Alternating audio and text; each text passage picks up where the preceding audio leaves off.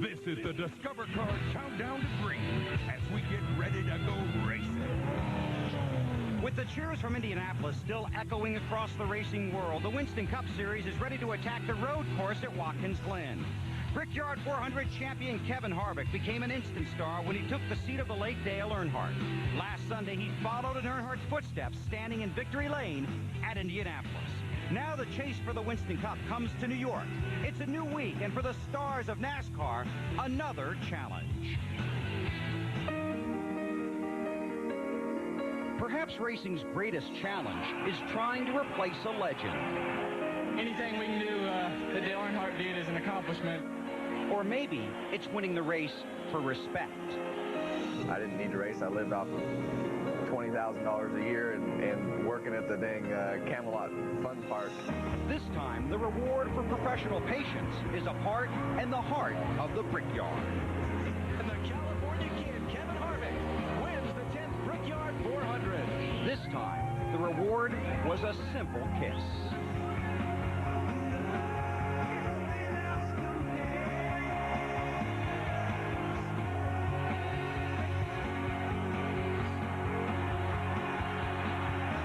But now, it's a new road to the championship, one that reminds us of the win and the wine from California. I think Robin's got a little problem going faster under caution than he does under green. The easiest way to say it is that trophy's still sitting on the shelf over there. Today, NASCAR comes to New York State with fresh memories of two California kids that know the way to victory lane.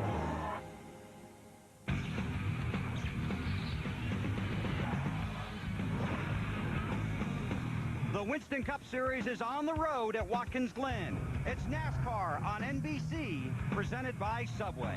Hi, everybody. Our NBC race family welcomes you to New York. I'm Bill Weber on the wagon right alongside pit road. I'll tell you right off the top, we are in the hurry-up. The forecast is for a better than 70% chance of rain, possibly heavy rain, by mid-afternoon right here at the Glen. The start of this race has been pushed up to 1:33 Eastern Time. That's when it will go green. That's about 30 minutes from right now. 18 drivers broke the old track record in qualifying, led by four-time Watkins Glen winner Jeff Gordon. He's with Marty Snyder. And Bill, Jeff Gordon starts first. The last time he did that at Watkins Glen, he finished first. Jeff, is the car good enough to do that again today? It's definitely good enough. It's a great car. Friday was really awesome for us, but that was only half the battle. I mean, we definitely had to work hard to get the balance right for the race, but I think we're going to be in good shape if we can just keep it up front, and it takes a lot to do that. Going for his 8th career road course win, Dave Burns. Marty, coming up through the S's with Rusty Wallace, looking for his 3rd win here. Rusty, is it possible today? Oh, heck yeah, it's possible. We got a good car. I'm real happy with it right now. We'll get this race started, get it sorted out, and see what happens. All right, riding along here with the Fighting 427th. He starts 5th today. To Matt Yoakum. Last Sunday was Kevin Harvick's biggest win of his career at Indy. How was this week, Kevin? The week was pretty cool. Just to take in what we'd done and accomplish as a team was really neat for me personally and the whole RCR organization. So it was a lot of fun, and I got sick during the week, so I didn't get to enjoy it as much as I had, and really feel a lot better today. So looking forward to what the GM Goodwrench car can do today at Watkins Glen here. No bricks, just curves here at the Glen. He starts 11th. Bill? Everybody getting a ride, Matt. Here's a look at the NASCAR Top 10. Kenseth has the largest lead in the championship standings since the season finale of 2001. Michael Waltrip jumps up to 5th. 158 points separate 4th and 9th. Rusty back in the top 10, 25 points ahead of 11th place, Robbie Gordon. Ryan Newman had a scary moment in practice here on Friday. This frightening crash. Ryan was not injured and was very frustrated with the response time of the track safety team, and said once they did get their quote, they didn't have a clue what to do, unquote. It took 1 minute and 22 seconds for the first crew worker to reach the car. Ryan said he will be vocal about the situation because it's his butt in the car. Safety and medical teams next. Judy. And this season, the racing has been punctuated by hard crashes, violent flips, and fire. It's after the crash that the real race begins, the one to aid the woozy and the wounded. Recent wrecks have renewed an old question, one we asked you to think about at Daytona. Should NASCAR travel its own safety and medical team? Wally Dallenbach's father was instrumental in developing the safety and medical team that is used by the Open Wheel Racing Series kart. It is a system that Wally is very familiar with. Today, he looks at the most important team at any track, the safety and medical team. There's a lot of things that NASCAR could do to give the drivers a little more safety. When you need them, it can be as serious as life and death. We've had problems with safety trucks not getting there, drivers getting upset because they're way tardy and sometimes underqualified. Can it be better? Yeah, it can definitely be better. In NASCAR, each track provides local medical personnel that work under the supervision of NASCAR. NASCAR believes that if track medical personnel are proficient for Winston Cup, then when one of their other 10 divisions visit the same track, they will get the same attention the Cup drivers would. Our philosophy has been, even at the highest level, the Winston Cup Series, is that in partnership with the racetrack's responsibility is to provide a professional, adequate, medically trained, credentialed group of medical service people to service the events. And we feel like that's the best way for NASCAR to do it. Other major forms of car racing have chosen a different way to care for their drivers. The NHRA, IRL, and CART all have safety teams to travel with their series to each racetrack. Everything is coordinated just like a football team. We practice together day in and day out.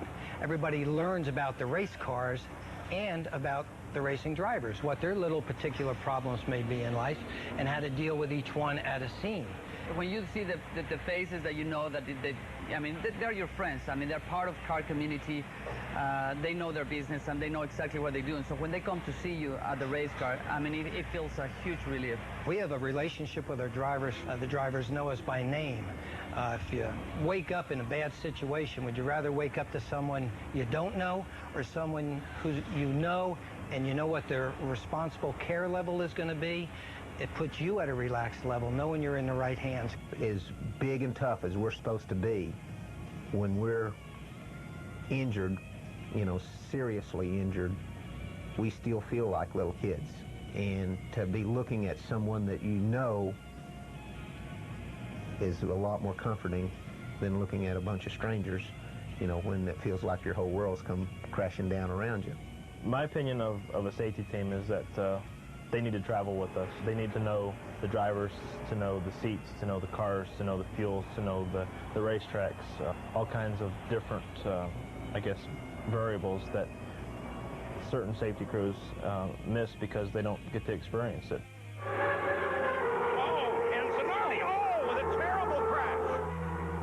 CART and its drivers believe their traveling safety team is the primary reason that Alex Zanardi survived his horrific crash 2 years ago in Germany. What they did for my good friend Zanardi, too. I mean, they saved his life on the track. I don't think he would have made it if we didn't have those guys there that were, that quick and acting. We were able to get to the scene and immediately see what was wrong, which is he had bilateral amputations. His legs were gone, and he was hemorrhaging to death. We were able to stop that hemorrhage, get IVs started, and get him off the track in a very short period of time with an injury that in a civilian population is a high mortality rate injury. Those guys saved Alex's life because he was losing so much blood at such a high rate that if it wasn't for their techniques, Alex wouldn't be with us here. The safety team that we have in NASCAR and Winston Cup racing is light years ahead of where it was 5 or 10 years ago. It's still not quite where some of the other racing series are. But I don't want to be where we are 2 years from now. I want to see a continuing improvement every day, looking at how can we do it better, how can our rescue personnel that are at the racetrack do it better, how can the teams help. We need to always be looking at how to make our deal better. But we feel like our way of doing it works for us. Certainly other forms of sports, other forms of motorsports can do it differently, but we feel like the way we do it works for us. And when we come back to Watkins Glen, we'll get Wally's thoughts on how to put the best safety team on the track. You're watching NASCAR on NBC. Countdown to green continues from Watkins Glen, and we will see the green flag at 1:33 Eastern Time. That's about 20 minutes from now.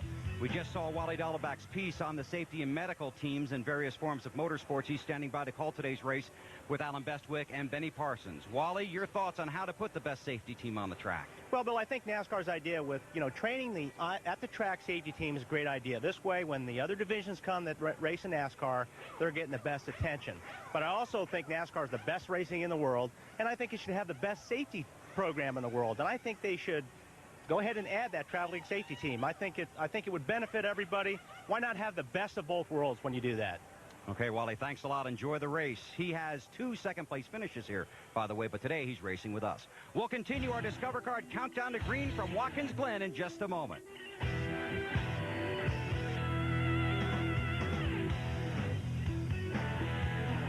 And this is his Watkins Glen Winston Cup debut, but he won here in the Truck Series and finished second in his Busch car. Mark Martin won 3 straight Winston Cup races at this track in 93, 94, and 95. He starts third. Championship leader Matt Kenseth starts 7th. The team strategy win if they can, but keeping the car on the track is a must. There have been 20 NASCAR Winston Cup races at this track. Only once has the eventual winner started outside the top 13. In 2000, Steve Park won from 18th driving the 1 car. Today, Ron Fellows starts 18th driving the 1 car. Now, you don't have to look it up because we already did. And we had time to get it in, too. The countdown's at 0, and the race is coming up next. This has been the Discover Card countdown to green. Let's go racing.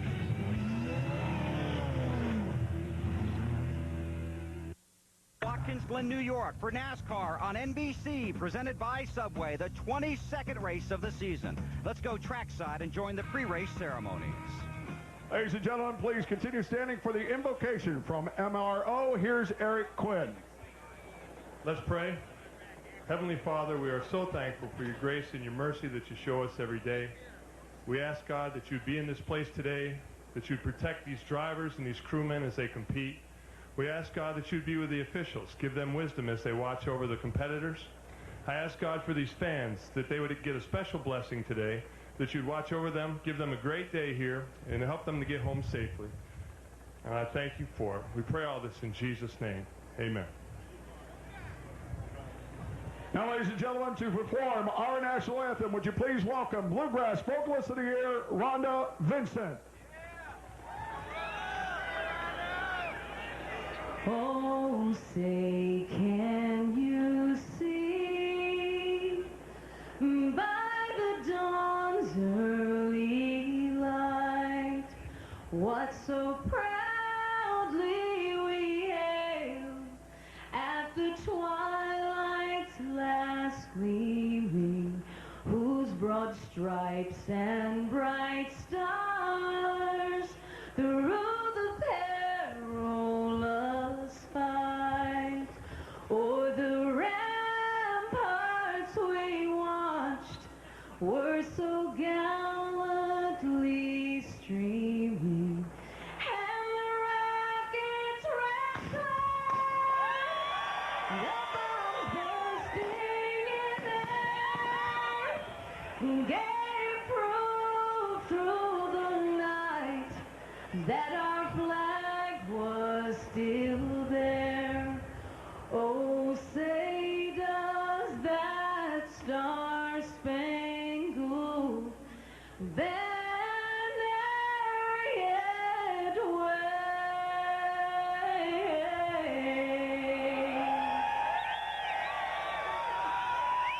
o'er the land of the free and the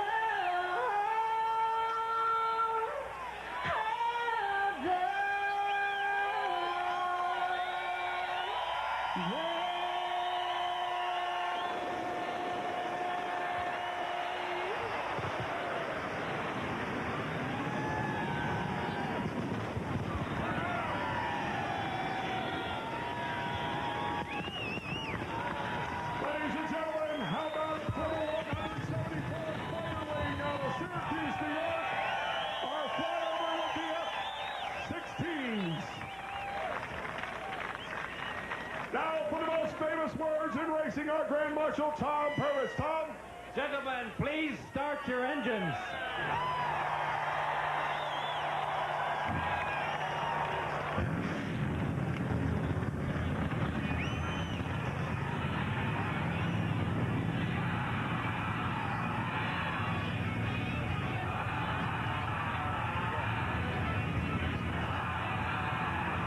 This Sunday afternoon drive is 220.5 miles long over a pretty tricky track. Now here are the three guys whose ultimate job is to keep all of us out of the kitty litter this afternoon. Alan, Wally, and Benny. Trying to regain our composure. Those fireworks from the national anthem, they were a little close here.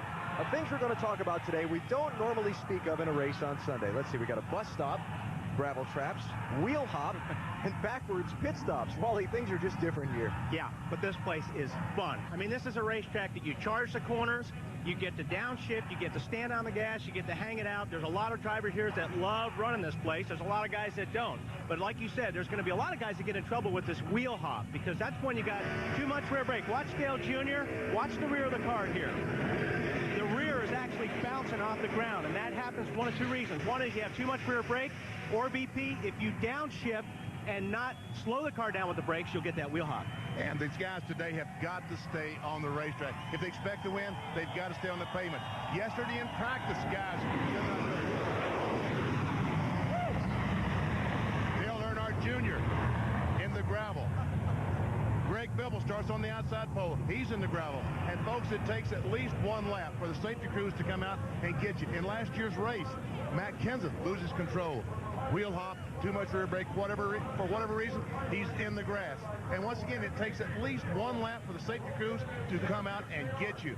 And that's a lap you can't make up here. It's amazing working with the professional. He never missed a beat when those jets just went over our head. You and I were ducking. It's a good thing they had the tape on camera. Hey, we've also talked about rain and the possibility of threatening weather. NASCAR and Goodyear have wet weather tires here. The team's given extensive instructions this morning on what to do if bad weather comes. Will we see the first ever competitive NASCAR laps in the rain? We might.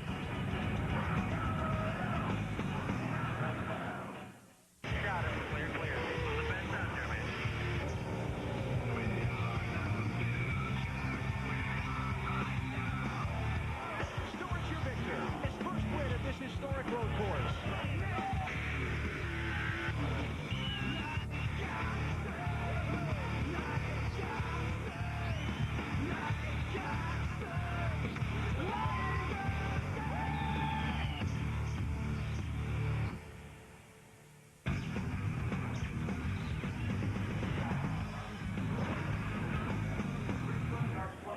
NBC Sports welcomes you to Watkins Glen, New York as Subway presents NASCAR Winston Cup Racing. Today, some 100,000 fans are in and around the Watkins Glen Road Course to see who'll take the checkered flag first. Cars are on the track, beginning their parade and pace laps.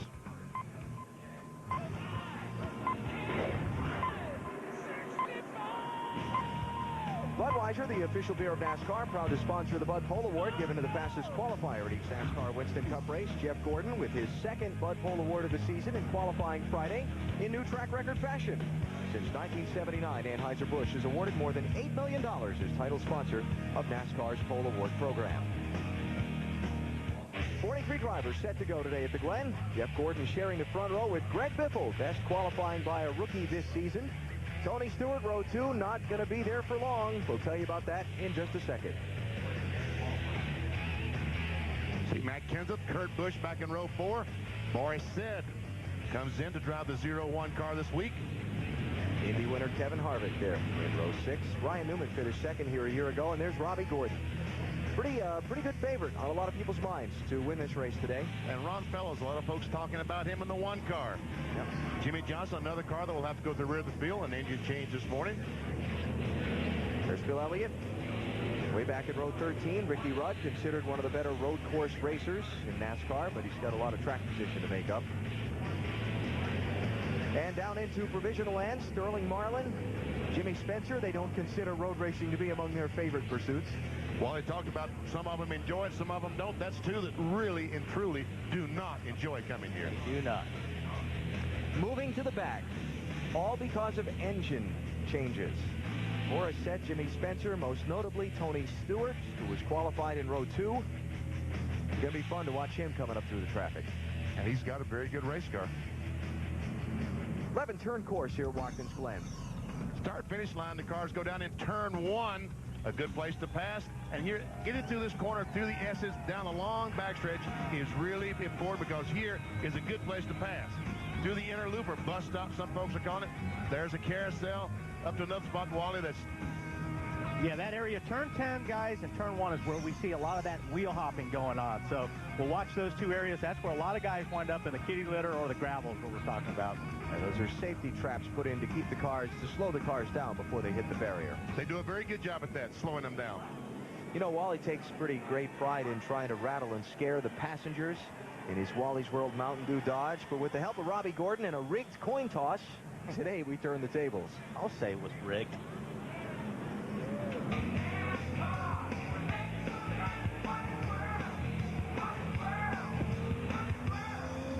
I know, Robbie, but I beat you at Daytona. Yeah, but at Phoenix, I was on you, and I handled it. Back in '86, though, I beat you in Watkins Glen. Yeah, you jumped the curb and passed in the grass. Robert and I are talking about some great races we had, not at the racetrack, to and from the racetrack in rental cars. But how about you taking a ride with me in my Mountain Dew car? Last time I rode with you, it wasn't very pretty. All right, let's work for it. We'll do the fair thing. All right. Call it in the air.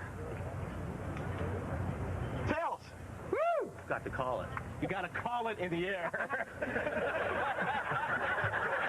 You got to call it in the air, not on the ground. All right, Robbie, here we go. This is, I don't know what I'm thinking doing this, but... Oh, all right. Oh, you missed that apex.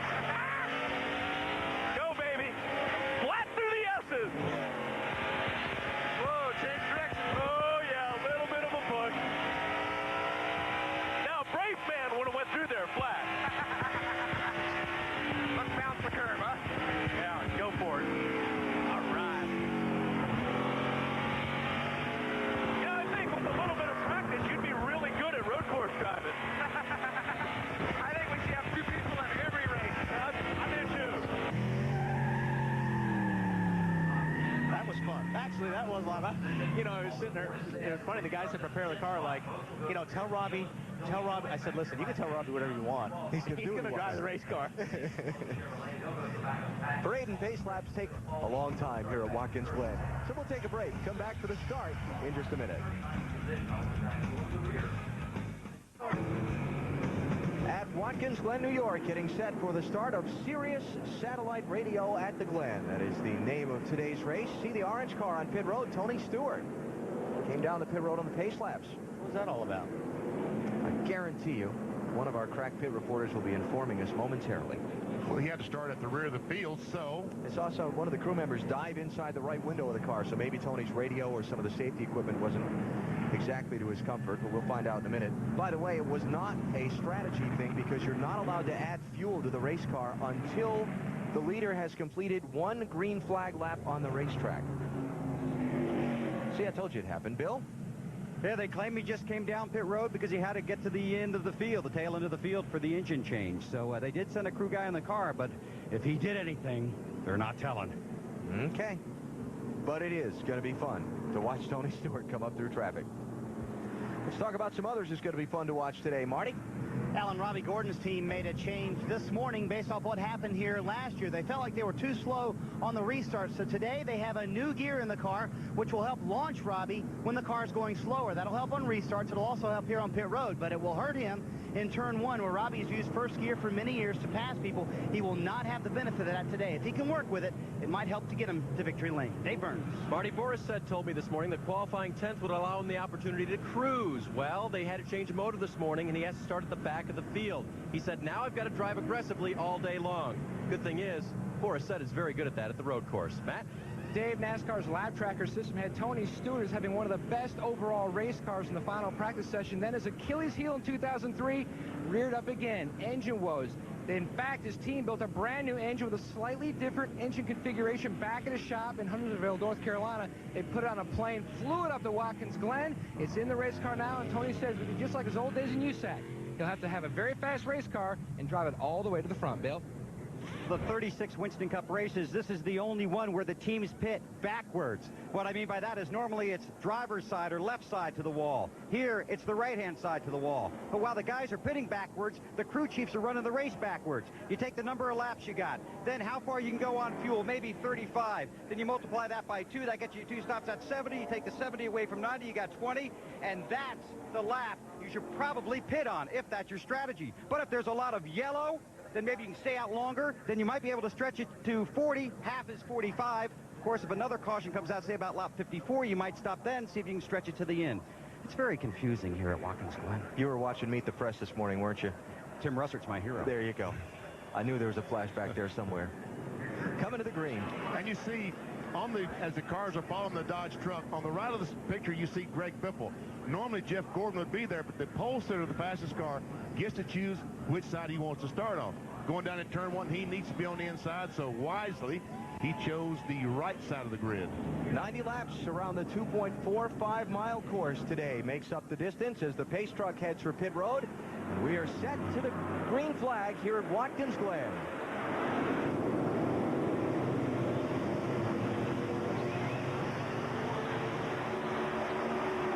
Kevin Harvick, 3. How about 4 wide into turn 1? Oh, almost contact between the 16. There was contact. Jeff Gordon, the leader. I think maybe he and Biffle made contact, get him down in the corner. Remember in New Hampshire, they had a little confrontation about Gordon and Biffle getting back on the lead lap? Wow. They said it was settled. Maybe it's just flared up again accidentally. Jeff Gordon has continued away. The track is clear. We stay under green.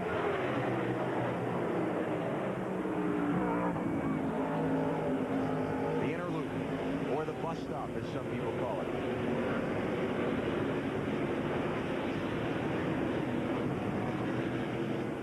And if you get in that gravel pit, it becomes a rest area.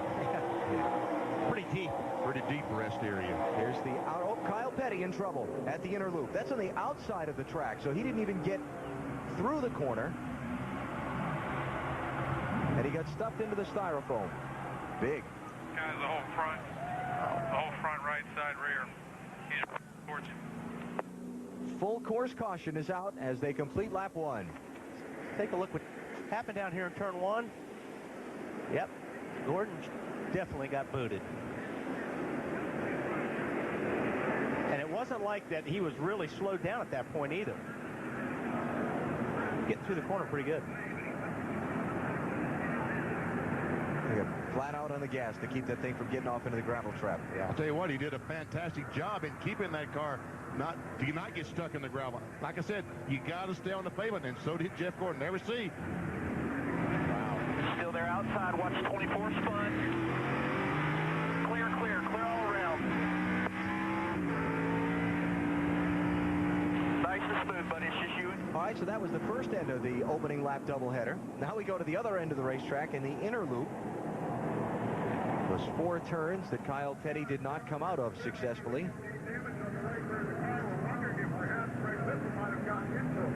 Here it comes.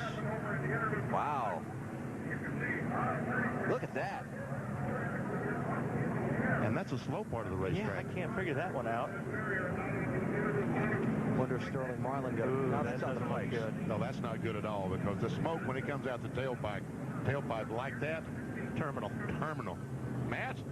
Radio conversation between the team and Sterling. They've told him to take the car to the garage to see if there's anything they can do to try to fix the car. So under caution very early here at Watkins Glen. 2 different incidents on the first lap of the race, including that one involving Kyle Petty. Back at Watkins Glen, still under caution. Take a minute to tell you that Kurt Busch's team won the McDonald's Drive-Thru Pit Crew Championship at Indianapolis. Their car spending the least amount of time on pit road among participating teams. 20 grand to them for last weekend, and Michael Waltrip's crew continues to lead the season-long standings for the $200,000 top prize. Big money, $200,000 to be split amongst the crew. Clean it up out on the backstretch where Kyle Petty got into the styrofoam blocks and scattered those safety panels a good bit. Meantime, on pit road, Bill, here's Jeff Gordon. Yeah, and he's been told by one of his spotters around the track that the car looks to be in good shape, but they want to come down pit road anyway. It does have some damage on the right rear. They look underneath to make sure everything looks okay. This basically is to pull the fenders away from the tires, give him 4 new tires, top it off with fuel, and send him back out. Robbie Loomis told Jeff and the crew on the radio, remember how we struggled last week at Indianapolis before the race and had a good finish? We can do it again this week. It was on-course contact with Greg Biffle. Here's what Biffle said to his crew after the incident. No, I mean, if any consolation, this Taylor spotter, I just couldn't get stopped. I was sliding the tires. I mean, I feel terrible. And that'll happen. I mean, you know, you're on your first lap there. You don't have any heat in the tire, so that's, you know, a pretty good possibility. You had the fronts locked up, possibly, and slid down in there. And you don't have any heat in the brakes as well. But again, you Still got to get stopped. Still got to get stopped. The arresting officer would say, you make contact from behind. That's right. You get the ticket. Yep. Back straightaway now. Another look at that exit of the inner loop wreck involving Kyle Petty. There you see Kyle's car being worked on in the garage, and a lot of damage to the machine. Watch the yellow car on the left of the screen. It appears that they made contact right there, BP, and it just knocked the 45 car to the left. And like you said, it's a slow part of the racetrack, but it's not that slow. Man, it looked like they just touched wheels, locked wheels, and he was not able to turn it. Marty? Very hard, very early accident for Kyle Petty. I just asked him if he wanted to talk. He said, I would rather not. I said, what happened? He said, I think it's pretty obvious. You guys have a lot of cameras. That we do. So I think by saying that, he says that he made contact with another car. On further review, Yep. the call on the track stands. So let's take a break here. Boy, we've had some things happen in these opening laps, haven't we? Greg Biffle leads at Watkins Glen. And NASCAR on NBC, giving you our NASCAR Busch Series update. No race this weekend for the Busch Series. Close championship, though. They take it to Michigan International Speedway next Saturday. You'll see it on TNT. Craftsman Truck Series raced Friday night in Nashville. Congratulations to Carl Edwards, his second straight win and third of the season. He's the guy that does the backflips off the back of the vehicle when he wins. You might say he was kind of flipped out by things Friday night. Very close championship there for the Craftsman Trucks as well. How about it, Marty? BP, Wally, I'm no expert, but I don't think that looks very good to you. That'd be the spark plug out of Sterling Marlin's car, and obviously it's terminal. Did it give any indication early on that it was going to let go, Sterling? No, it didn't do nothing. Really, everybody was really jumbled up, too wide through the S's, and down the back straight, we started missing and made it through the wreck with Kyle and come up off whatever that corner is. And it really started smoking coming back. So it looks like push rod jumped out or broke rock arm or something. Valves done hit the pistons, so it's not real good. That is called detonation, guys. So Sterling Marlin going to be the first driver out here at Watkins Glen today. 5 ringers in the field. Drivers who come from road racing series and road racing backgrounds, not normally on the Winston Cup circuit. You'll hear us talk a lot about them today. Let's meet them. Hi, I'm Ron Fellows from Toronto, Ontario, Canada. Hi, my name is Johnny Miller. I'm from Piney Flats, Tennessee. Hi, I'm Scott Pruitt. 2 IMSA championships, 2 Trans Am championship. PJ Jones. I've run in midgets, sprint cars, Silver Crown, Indy Lights, kart. Hi, I'm Boris Shedd. I have a unique career. I race everything.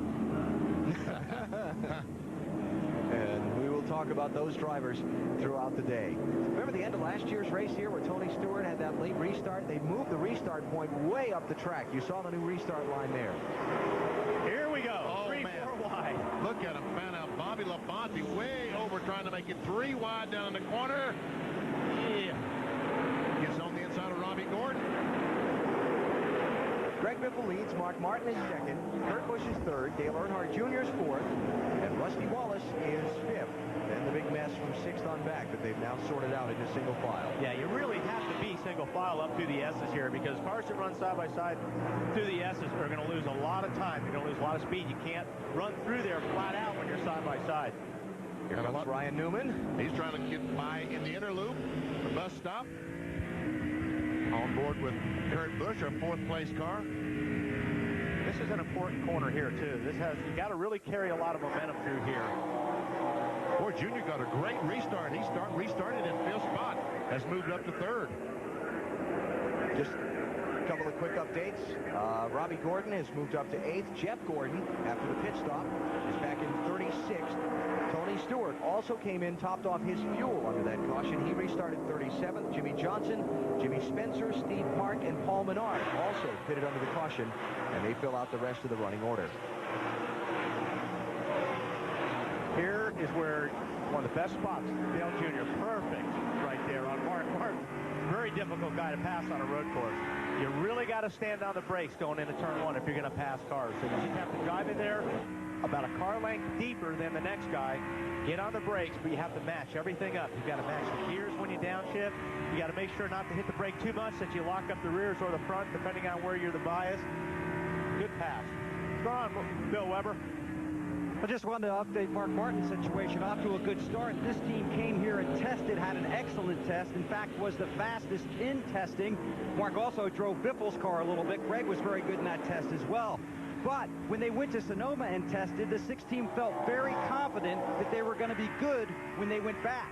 But they weren't that good. So here, they built in some flexibility, came here with 3 different setups. They found one that Mark liked best in the car, and off to a good start so far. 3-time winner at this track. Yeah, 15 Winston Cup starts at Watkins Glen for Mark Martin, 11 top 5 finishes. Where did this road racer come from in that 8 car? Dale Earnhardt Jr., you would not think of him as a road racer, but he ran exceptionally well out at Infineon Raceway, and look at him gaining on Biffle as he goes down in turn 1 for the lead. Marty, what's up with the 8 car? BP, don't be so fast to say he's not a road racer. Remember, he does have a NASCAR Busch Series win here at Watkins Glen, as a matter of fact. And a couple of years ago, they came in a test with Ron Fellows at his side, and it really helped him out. He learned a lot of things about how Fellows ran this racetrack, and that's helped him out in his line. During the test here, they were very solid, very good. In fact, Mark Martin said the best guy in the test, other than what we had, I think, was Dale Earnhardt Jr. Yeah, I think Jr. knows what he's doing here on these road courses. I think where he's been having some problems lately is when he's downshifting. He gets into a situation where we talk about that wheel hop, and you've got to hit the brake and slow the car down initially and then downshift. And I think what Dale tries to do, he tries to slow the car down when he's downshifting, but he doesn't have that brake pedal matched up yet. Sometimes that's what gets him in trouble here. Junior got off into the gravel trap yesterday during Winston Cup final practice. In that corner, he just came through a second ago. Clean the gravel all out of all the various parts and pieces on the car, but they felt pretty confident today when I talked to them this morning. Closing on Biffle pretty quickly. Oh, he sure is. That last lap by, he was about 1 second faster than Greg Biffle. Here comes Ron Fellows in the Pennzoil car, picking up a spot on Matt Kenseth there. And now looking out for Jeff Gordon and Tony Stewart. There's Gordon and there's Stewart. 32nd and 33rd positions.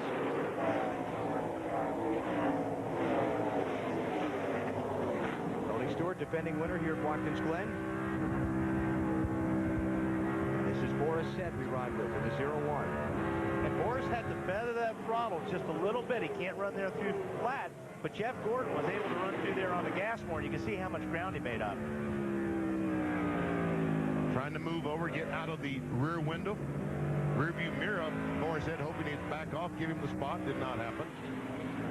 Hey, Gordon's car looks really good right now. It's got fresher tires than these guys. Yeah, that's true, too. Stopped and made the pit stop there. Looks like Ricky Craven may be about to lose a lot of guys, a lot of positions here, as some of these guys start moving through them that have the fresher tires. Talked with Boris earlier in the weekend about coming in here as a ringer, an outsider. He said he doesn't want to interfere with the championship, but he's certainly going to give it his all to win. Well, I mean, I certainly wouldn't want to, make some enemies and take out Matt Kenseth or Tony Stewart or somebody like that. But, I am hired by MB2 Motorsports, and to them, the points for everybody at, USG Sheetrock brand and the U.S. Army and their owners' points is important, and they're spending a lot of money. So, I can't lay down and let people buy it. I'll drive it 100% at all costs. At all costs. And right now, he's doing a nice job. He was able to get by Ricky Craven. He's driving there, for the team. But let me tell you something. He's driving this race before his head. And if he can win this race and beat all those guys, then, clear. It looks good. That's saying he did something. So believe me, he's trying to beat these guys in the worst way. Boris Said is from Carlsbad, California. He's 40 years old. He won the Trans Am Series Championship, Road Racing Series, last year, driving a Penos Esperante. This is his 9th career Winston Cup start. He'd like nothing better than to be a full-time Winston Cup driver. He wants to be an oval driver, not just a road course driver. They may run some ARCA Series races with Boris later this season to continue that pursuit. Where the road course guys had the advantage. We watched him just make a move, and Robbie's going to make a move probably in the inner loop here on Casey Mears, is the braking, because there is a knack to downshifting and braking and doing it quickly. And that's all these guys do that drive road courses. They do it, and they're very good at it, where a lot of the Cup guys only do it twice a year. Speaking of ringers, while we were talking about Boris said, how about our singular race talk poll question today? Which of the ringers, the Road Warriors, do you think will finish the highest in today's race? Morris, Longfellow, Scott Pruitt, Johnny Miller, P.J. Jones. Okay, I got my pick. Cast your vote. Yeah, I was probably thinking the same guy. Results upcoming shortly. Robbie Gordon, that little smoke. Robbie Gordon running 7th. Wonder what that was.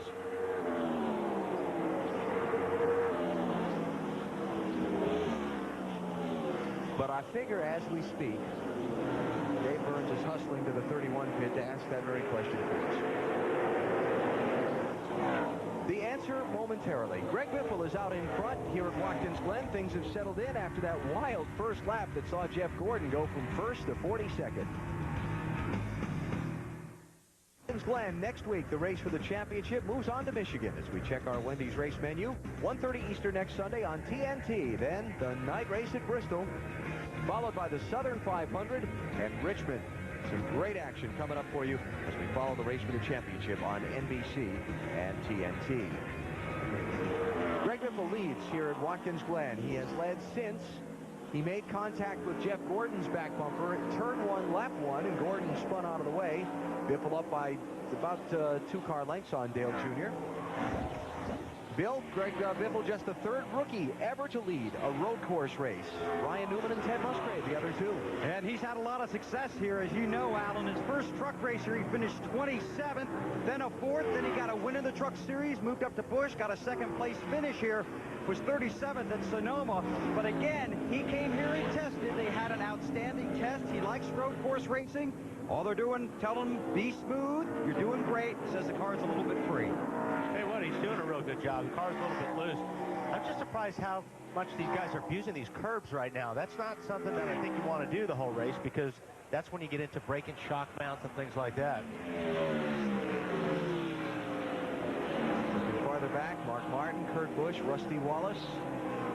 Here comes Casey Mears in 6th, and then Robbie Gordon in 7th. A couple laps ago, we talked about some smoke from that car in that corner. Dave, what are they telling us from I checked with Kevin Hamlin, his crew chief, Alan, and he watched the same broadcast we are showing to keep up with his driver around the track. He said he didn't see anything unusual. Could have been a momentary lock of the tires as he now tries to pass Casey Mears. Been working on him for a few laps, and he's going to get him in turn 1.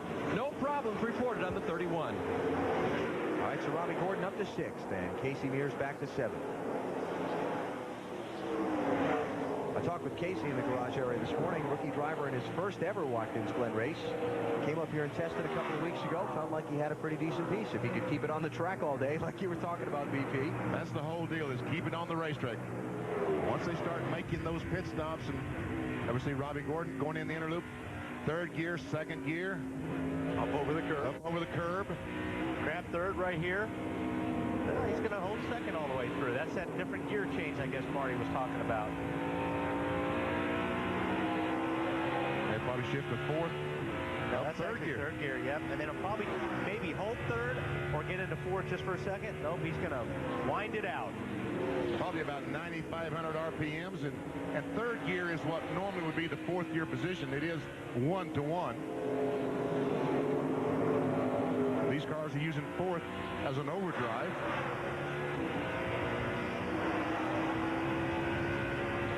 Wow, he's holding 3rd into turn 1 as well. So, yeah, he's getting a lot of RPMs out of that engine. Let's see if he goes to 1st. Just 2nd gear off turn 1. Dave? Well, BP, you know the report Marty gave at the beginning of the race about that gear they're using to restart the race and how they changed it after last year. I did talk with Kevin Hamlin about that this weekend. He says they really did feel like that was an important part of their changes to the car this year. Robbie does take 2nd gear through turn number 1, but on the restarts, that 1st gear, he needs a little extra pop, and he's got it this year. Yeah, it used to be you could run through turn 1 if you had a tall enough 1st gear, but you couldn't restart very well because it was too tall, and you couldn't get out of the pit because it was too tall. So they have to make a compromise here. Robbie won the year's first race on a road course out at Sonoma, California in late June. Considered one of the better road racers, but I'll tell you, their oval track program for Robbie this season has really come around. 31 car has 3 top 10 finishes in the last 4 races. He's 11th in the championship standings. Without question, Robbie Gordon has become a Winston Cup race driver to contend with. Yeah, he definitely has the talent. I mean, I've raced with Robbie a lot. We had some great races together. One thing about on these road courses, he understands you have to run the car really free. The car has to be loose at the start because once you burn that fuel off, these cars get tight. You can't turn them. So he understands you really need to set the car up loose on the beginning. Rusty Wallace, 2-time Watkins Glen winner, 87 and 89. He is running in 5th position now. I walked by the car this morning to talk to Jeff Fowles on the car, and there was some concern about the brakes on Rusty's car. Yesterday, he started to lose some pedal, but they worked on this morning, and he's able to run very competitive speeds, so it looks to me like they have cured that brake problem. Let's watch him as he goes down the back, shifts to 3rd. That's a long way to run 3rd. It sure is. He'll grab... he wanted to grab 4th, but he decided not to. Man, that's... a lot of RPMs these guys are turning. Woo. A little loose there.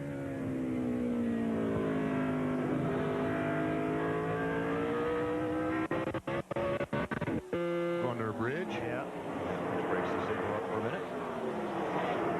So Rusty Wallace running in 5th position now, just ahead of Robbie Gordon. See the gap ahead to Kurt Busch there for Rusty to pick up another spot. 83 races since victory for Rusty Wallace. He says this is the craziest season he's ever seen in Winston Cup racing. Now, what about Jeff Gordon and Tony Stewart? Saw them pit on the early caution, went to the back of the pack. Where are they now? Here comes Jeff Gordon, right behind Michael Waltrip in 25th. Bill? And basically, Alan, it's almost been a car a lap for Jeff Gordon as he's moving up through the field. Very happy with the way the car is running. Says he's loose when he's by himself, but the car plays well with others, meaning when he's in traffic, it handles very well. What's going to be interesting to see is how many spots this pit crew can get Gordon back. They helped him get on the pole. Now they want to see if they can move him forward in the field. Tony Stewart also marching forward, has stopped, did get gas, so having a good run for him as well after having to start at the rear of the field because of the motor change as the 24 busts the move on the inside of Michael Waltrip coming forward. You know, one thing, what Jeff's going through, what Tony Stewart's going through, instead of being out front, they're running their cars very hard right now. They're probably using their brakes. They're abusing their brakes a whole lot more. And not only that, but they're in traffic, so the air is not cooling those brakes off. So that's going to affect them later a little bit. Should begin to see some pit stops happening shortly. We'll take a break and come back to Watkins Glen. It's underway. Ron Morello's the Canadian in. A 4-tire change. The car, which is way too tight. They made a track burn. Kevin Harvick needs forward fight. They changed 4 tires, reducing air pressure. Fire in the back of the 29. He leaves the pits and gets out of here. Now that's a burnout. Fuel can. But the fuel can, the guy threw the can down and it's on fire. See the safety workers there attempting to extinguish the blaze. Now pit road has to be closed right now. We're still under green, Benny. Now the caution comes out so they can close pit road. Caution is out. The leader's already gone by the start-finish line. Man, look at that thing. There's the catch can laying on the pit road.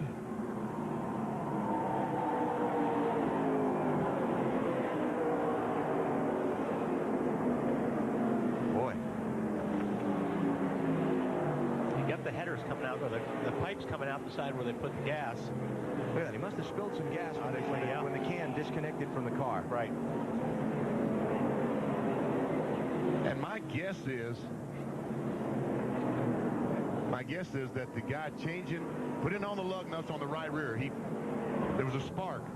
when the impact, when the socket touched the nut, there was a spark that set that fire off, I would guess. That's just a guess.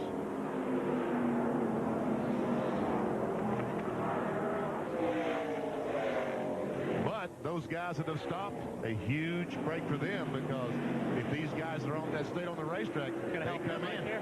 Dave? Hey guys, the team has confirmed with me that it was a brake fire in the back of the 29 car that ignited the spilled fuel. Brian Engelhardt, the fueler, is okay. He just spoke to me, and everyone else in the crew is fine as well. So the rear rotor was so hot that when they spilled some gasoline, it caught on fire. Kevin Harvick is back on track.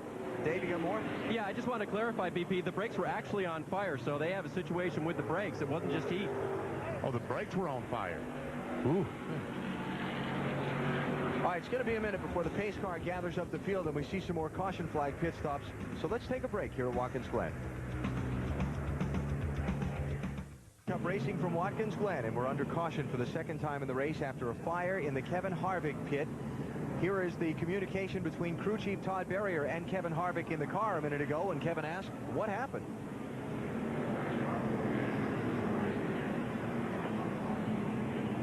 So I was saying we had you had some rubber on fire when we stopped, and Brian spilled gas, and when you took off, the gas blazed up, and Dog dropped a catch can, and it blazed up, but there's no fire on the car.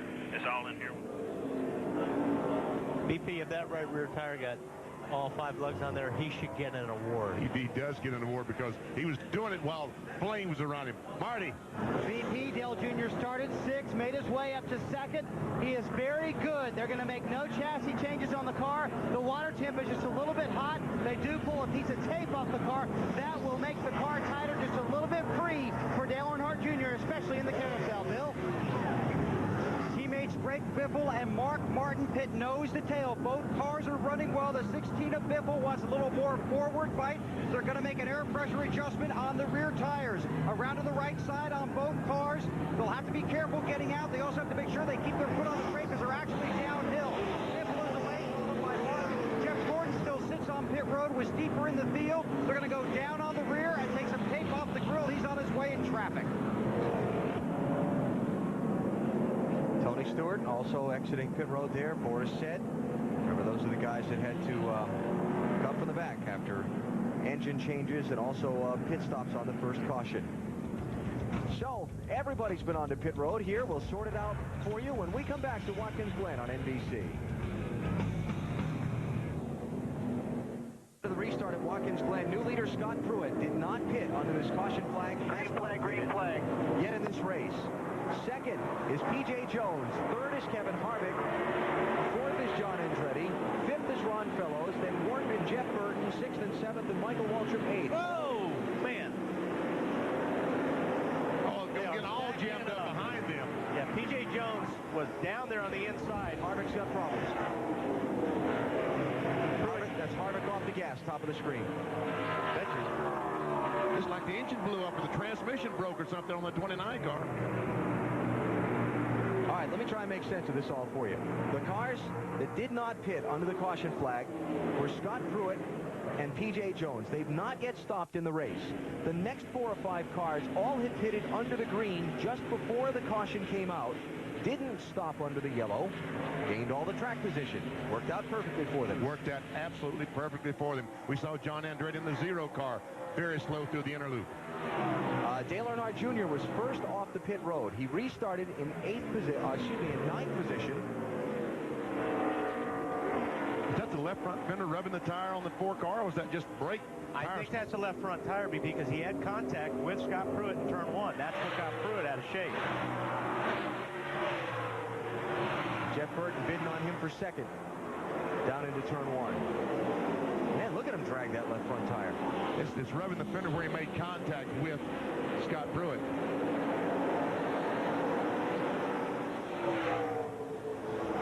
All right, let's go back and show you what happened to Kevin Harvick in turn 1 a lap ago as they got all bottled up there, piling off into that corner for the restart.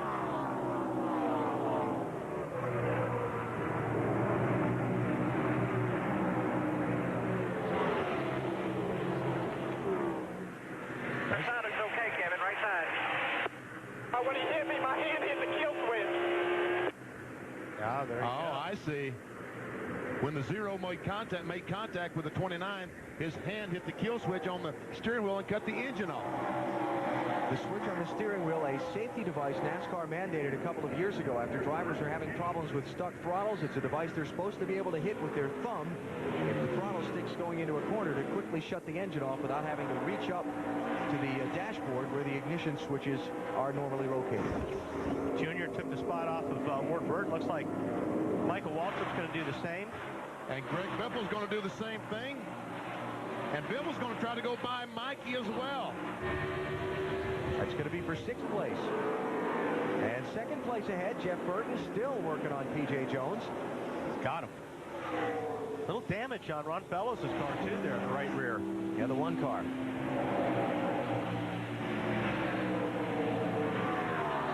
Yeah, he does need that parachute out there catching wind as he goes down this long straightaway. Not slowing him down a whole lot, though. Matt, what's Pruitt and these guys in the lead thinking about by not pitting? Well, Benny, I spoke to his crew chief, Matt Chambers. He told me they're looking at the 30-30 or a variation of the 30-30 plan. They're hoping to pit somewhere between lap 30 and 32, Marty. And, Matty, kind of the same thing for P.J. Jones back there now in 3rd place. You see behind Jeff Burton. They do have a big rub. That's when he did make contact with Scott Pruitt. P.J. has said nothing about it, so they're going to leave him out there. They want to pit around lap 30 as well, so he's going to stay out there for a few more laps at least and live with that big rub on the right front there. Hey, Junior's looks like he's got his braking figured out. He's been picking these guys off under braking right now. He's doing a good job. He's fast, isn't he? When he goes by Ron Fellows, that tells me that this 8 car, this Bud car, is very, very good. So Junior's moved up to 4th position, and he's trying to get 3rd away from P.J. Jones. Now, on the pit stops a minute ago, where the field all came in under the caution flag, Todd Bodine had a situation that dropped him to the tail end of the field for the restart. He took something with him when he left. The gas can. You see, it looks like an elephant's trunk. He's trying to shake that thing loose. It finally does come loose, but it lays down on the middle of pit road. But he left his pit box with equipment, which means he had to come back in. So Todd Bodine running back in 40th position now, though he is on the lead lap. Junior for 2nd spot. Check that 3rd spot. Ooh, that's a tough place to pass right there. DJ not giving it up. No. Junior gets him. All right, so Junior up to 3rd. Here comes Fellows taking a look. The 1 car. Remember that P.J. Jones and Larry McClure's number 4 there has not yet made a pit stop in the race. Everybody that's around him has. Hey, what, that left front tire is not smoking any less. Every time he gets on the brakes, that fender is cutting into that left front tire. And that tire isn't that thick to begin with. Right. Be lucky if it does not go flat.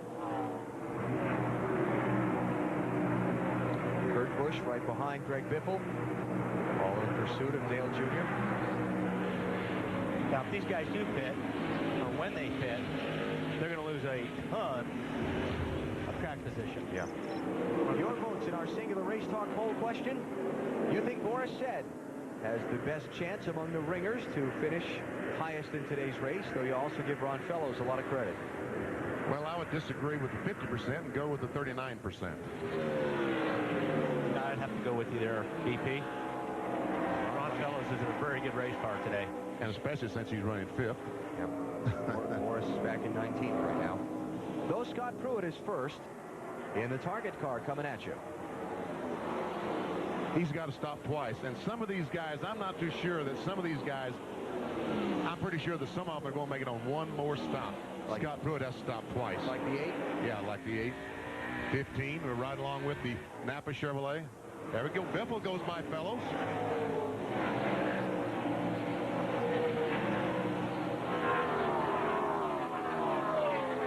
Martin running in 10th position. Where is Jeff Gordon these days? There he is. How about 18? That's quite an improvement from 42nd, where he, after he spun, where he restarted. Tony Stewart right there behind him. Well, check that. How about 19th? Boris said went by Jeff last lap. Bill? Making the progress he was making earlier in the race. They did take tape off the nose of that car, Alan, because they were concerned about some temperature information Jeff had been giving them. The temperatures were high, so they took tape off the nose, which will help that, but could affect the handling of the car as well. So not making the progress up through the field he was hoping for. And Biffle goes by P.J. Jones in the 4 car. Takes over the 4th spot. Ron Fellows next to try, although he's been trying P.J. for a few laps and hasn't gotten by yet. Well, I'm sure the guys are telling him on the radio, too, that P.J.'s got to be coming in here in the next lap or two. Don't use up your stuff. He's going to be coming to pit lane. By the way, after his problem earlier, Kevin Harvick, when he figured out that he'd hit the kill switch and hit it again to re-engage the ignition, he's back up to speed, though he's in 24th place. And Kyle Petty is back on the track after the lap 1 accident he was involved in. He's 16 laps down in 42nd position.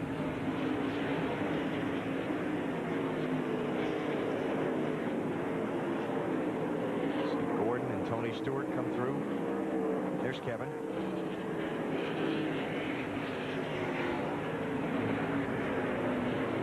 Ricky Craven. We had to look a pretty good ways back to find Ricky in this one. 36th place.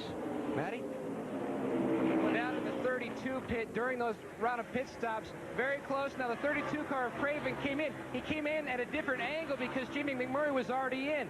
Catch cam man Steve Williams making a wedge and track bar adjustment. Now McMurray's service already completed. As he leaves, he pinches Steve Williams between the bumpers of the 32 and McMurray's Dodge. He was okay, though, and his wife, Melissa, he is okay. He told me to tell you. Marty. Well, Matty, the 4 finally does stop. Started 33rd today, had made their way up to 5th by staying out. They did pull the fender away from the left front. I said right front earlier. I meant left front. The car just a little bit loose. They made an air pressure adjustment in the right front and the right rear, telling PJ he's doing a very good job. Take care of the car. That pit stop didn't help any. I'll tell you one thing. It's lucky that you're not going to get lapped here when you make a pit stop, because if he had made a pit stop on the caution flag, he'd have lost about 15, 20 spots. Championship leader Matt Kenseth in a 17 car running in 16th place and make it now 17th as Boris said has gone by him. And here come Jeff Gordon and Tony Stewart.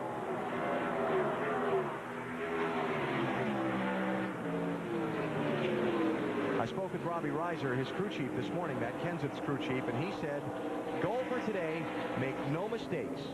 Driver on the track, team in the pits, no strategy mistakes, no driving mistakes, no any mistakes, and they'll have a decent day. And he also told me that he thinks Matt's a better road course driver than he gets credit for being. Well, he told me earlier in the week that Matt is a very good road course driver. As a team, they just haven't figured out what to give him to be able to get up front. Stacker 2 track back, 7 of 20 Winston Cup winners at Watkins Glen have started on the pole. That's pretty good. 33%. Jeff Gordon started on pole today, though he only led the field for the first straightaway. Man. And he got booted out of the way. How cruel is that? Yeah, he's coming back. You know, our statistician, Bill Sloboda, pointed out to me a race that I'd forgotten about. Remember at Sears Point a few years back, when Ernie Irvin, driving that 4 car that P.J. Jones is in today, was on the pole, jumped the start, got black flag, went all the way to the back of the field, like 3 laps into the race with the penalty, and came back and won. I remember that. You ever see the 39 car making a pit stop, so the 99 of Jeff Burton takes the lead. So Scott Pruitt on pit road here, and puts Burton into the lead, as Benny said. Earnhardt Jr. to second, Greg Biffle to third, and 35 miles an hour the pit road speed here today. It's awfully slow feeling when you've been on the track at speed, Matt. Alice and Sterling Marlin's done for the day. His pit crew will service Scott Pruitt. His car free, just like it was in the final practice session. Matt Chambers is going to try to fix it with air pressures. Mikey Atwell, there's a little bit of trouble on the front. There's a crash. Off the final corner, it's Christian Fittipaldi, and the caution flag is out.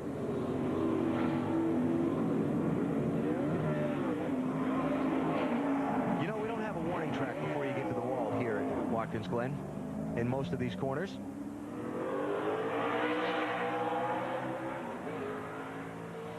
Paint job for Petty Enterprises here, commemorative of the 100th anniversary of New York Yankees baseball, but the pinstripes did not fare well in their home state today. No. He was trying to catch a long fly. He was trying to catch a long fly ball and run in the wall. That was a good break for the 4-car of P.J. Jones and Scott Pruitt. Look at the mess. So Jeff Burton, now the leader, brings the field back to the caution flag, and yellow number 3 is out at Watkins Glen. What happened to Christian? I want to say he got a little help. Steve Park trying to get under Christian in the 30 car, and yep, a little bit of a bump. You are right. And Steve Park spun out. And those big styrofoam blocks, the initial safer barrier put up here at Watkins Glen several years ago to really cushion a blow that a driver might take. That's a heavy impact. Did his job well. So under caution for the 3rd time in Sirius satellite radio at the Glen, you're watching NASCAR on NBC.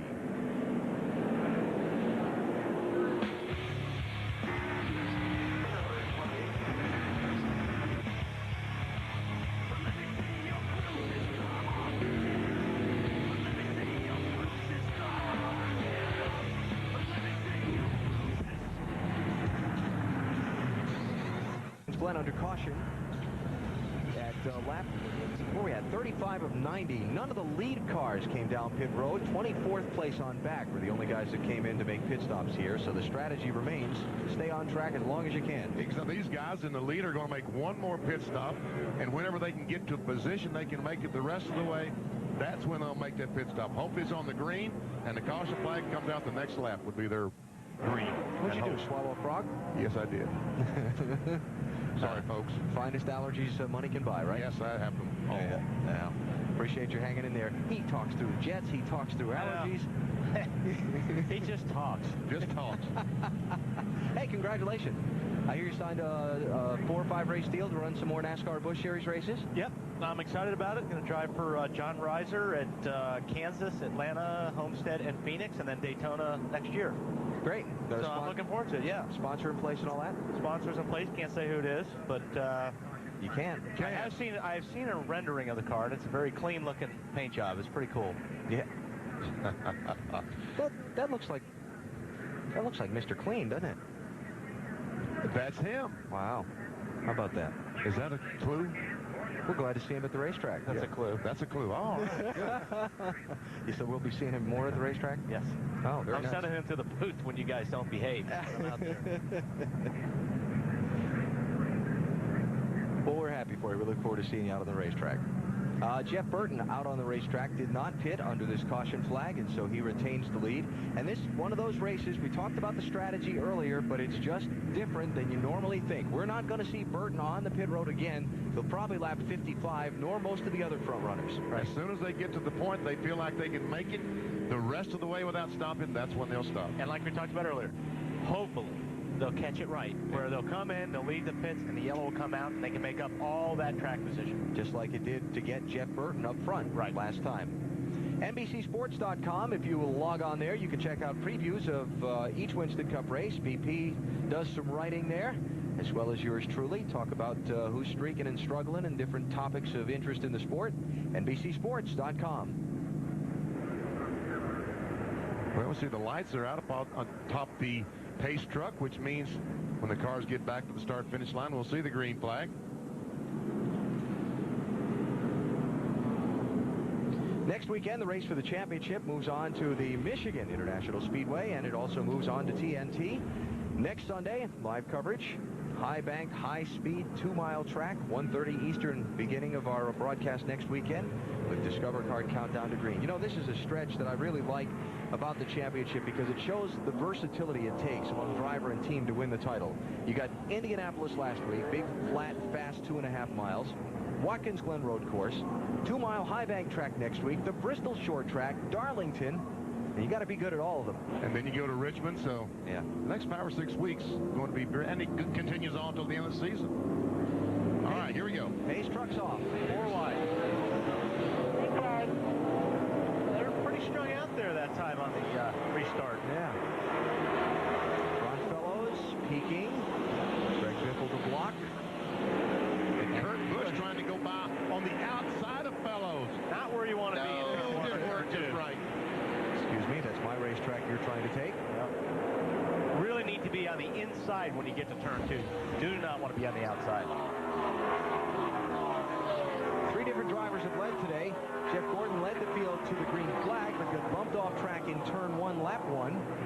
Greg Biffle, starting second, took over and led the first 23 laps. And Scott Pruitt went by when the other front runners pitted. Now Jeff Burton out in front once Scott Pruitt went to pit road. Burton's hold on the lead, a little bit tenuous right now, though. Dale Jr. with a lot of pressure. It's Robbie Gordon back in traffic. Here's Junior going for the lead. Turn 10, trying to look on the inside. Can't quite make it. Now, if he can just stay close enough to him right here, he'll make his move down into turn 1. But you've got to be right on his bumper right here.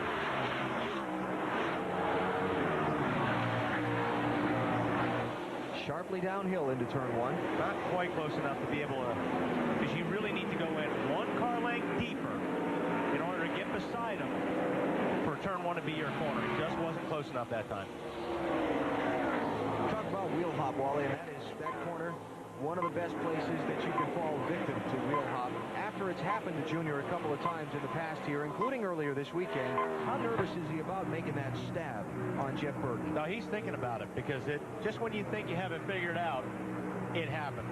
And the only way you can really get out of a wheel hop is once that rear is hopping off the racetrack and it's bouncing, you've got to get back in the gas to free those tires up. And that's a difficult thing to do when you're screaming down in the corner trying to slow the car down. When you're already 1 car length too deep in the corner, it's hard to get back on the throttle. Hey, Jeff Burton's no slouch here at Watkins Glen. His last 3 finishes here: 3rd in 2000, 2nd in 2001, 7th in 2002. Matt, Jeff Burton getting it done today as well. He sure is, battling a tight race car earlier back on lap 19. They made an air pressure adjustment. That helped the car on the get-go, but it is slowly starting to go back to the tight side, Marty. And for Dale Earnhardt Jr., Matt, he's having a pretty good run. He also talked about the last adjustment they made. He came on the radio and said, I'm not sure if that helped us out or if it hurt us. I'm not quite sure how that affected our race car, but we only have 1 more stop, guys. We've got to get it right on that last stop, because right now, I'm not sure we're good enough to win. Bill? Greg Biffle wanted a little more forward fight. His crew chief Randy Goss said they gave it to him. The car's a little bit better, so they're hoping that his march to the front of the field continues. Right now, Biffle in the 16 car losing a little space to the 8 car of Dale Earnhardt Jr. He is abusing those curves.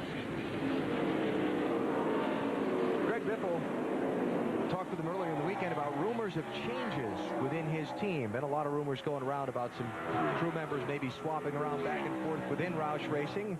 He told us what was going on there.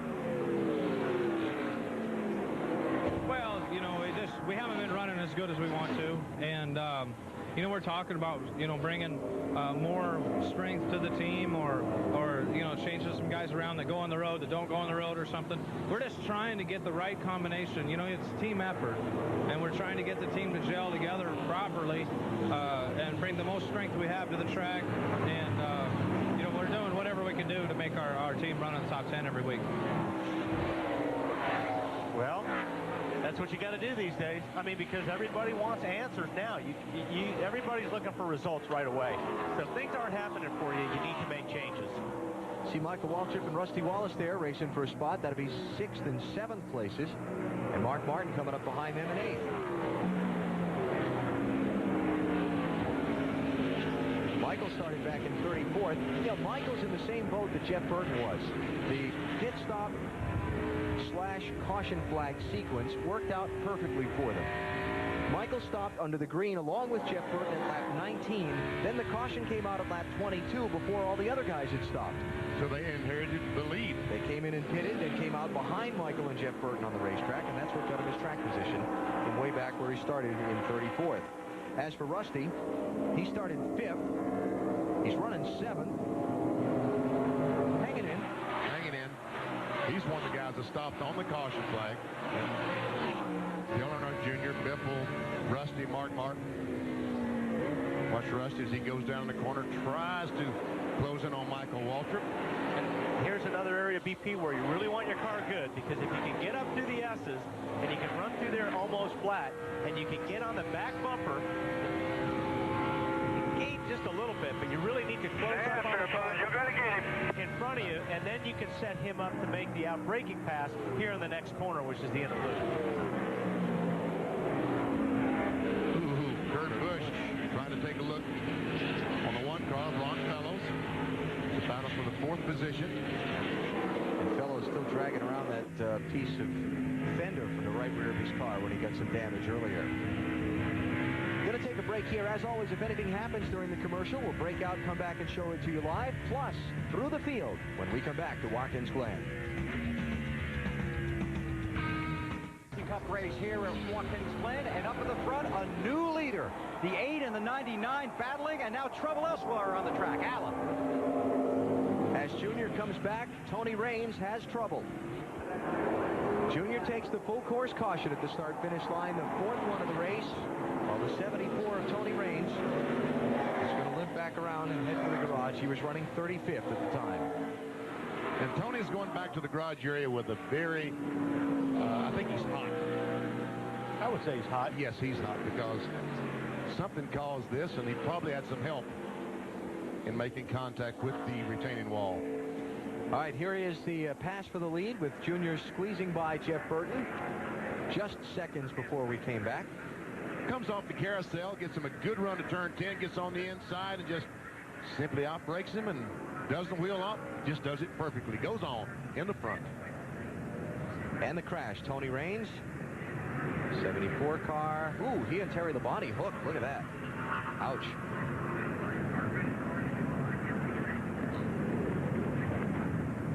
Another shot. There we see Tony. Not often you see him crash on the straightaway. I was just going to say that. What we have here is a miscommunication. One was going right, the other was going left, and you know, in the same spot. We got us a little pattern going here. Every time we start to go through the field, somebody crashes. Not a good pattern. No. What's up with that? I know. How about that, Bill? I mean, if you don't want us on the air, just don't open the mics, but come on. You may get a chance to be on the air with some pit stops here in just a second. How's I'll that? be surprised. Yeah. I don't think so. Maybe a handful of them. Bill, you know, we might be at a point right now that you can make a pit stop and make it the rest of the way. If that happens, I want to be in inspection. Yeah, to see how big the fuel tank is? Just to see how they did it, you might say. Well, you know, it depends how many caution flag laps we get. It kind of brings up a good point. At the end of last year's race, 10 of the final 25 laps were run under caution. And if you have a situation like that, who was it? Jeff Green last year ran final 40-some laps. If you're running in the 20s and you have a 20th place car, I'd be hitting pit lane to do that. BP. Exactly. I mean, why not? And you feel like you might be able to make it within a lap or two of 4 or 5 laps of the end. I'd be stopping. Gamble. I don't think anybody's within 4 or 5 laps. Okay. Yeah. And they were down at this, and they were all talking. The earliest was lap 54, and that was a push. So a lot of it was 56. Okay. Okay. Well, we'll watch when they come back around to the opening of pit road and see what happens. Meantime, how about the leader, Marty? He's going to stay out, but keep an eye on his teammate, Michael Waltrip, the 15 car. They're talking about coming down. They were going to come down at lap 50 no matter what. And, you know, Slugger Labby may just roll the dice here and try it. That I agree with Bill. I'd like to be in inspection after the race if he does make it all the way on fuel from here. Well, if he comes in, he'll be coming in at halfway. Yeah. I'm just thinking, you know, how much debris there is on the back. I don't think he'd come in, he'd wait another lap. I was hoping you were going to do some math there. I'm not going to ever do that. But if he was going to come in and fuel when they take the green. Or, you know, right before they take the green, so. Yeah, come in now, top it off, come back again, top it off. Yeah. Yeah, we'll see. All right, here they come to the opening of pit road. As advertised, Junior stays out. Let's see if anybody makes the left turn below that yellow line. Michael's thinking. He's thinking about it. He's thinking about it. What are we going to do? Guys, come on. Too late. No. Some of these guys back here got to come in. Wow. Survey says no. Weber, you win. Dale Earnhardt Jr. leads at Watkins Glen. Although rain was in the forecast, turning out to be a pretty beautiful afternoon here at Watkins Glen. And the leader, Dale Earnhardt Jr., playing a little bumper tag with the pace truck. Now, I'm not going to yield the ground completely to Weber here because some guys did pit under this caution flag. 23rd place on back Joe Nemechek was the first to stop. How about 25 car, Marty? Well, I just talked to his crew chief, Peter Suspenzo, and he said, you know, we really had nothing to lose. We had about a 23rd place car right now, and we're trying to finish, 12th or so with it. But the theory is, now on the last stop, all they have to do is a gas and go, and you may see that last stop like around lap 53, because then they can make it all the way from there. Matty? Marty, an update on the championship leader, Matt Kenseth. He's been battling a tight race car all day. They tried to adjust on it, but the car just does not get any better.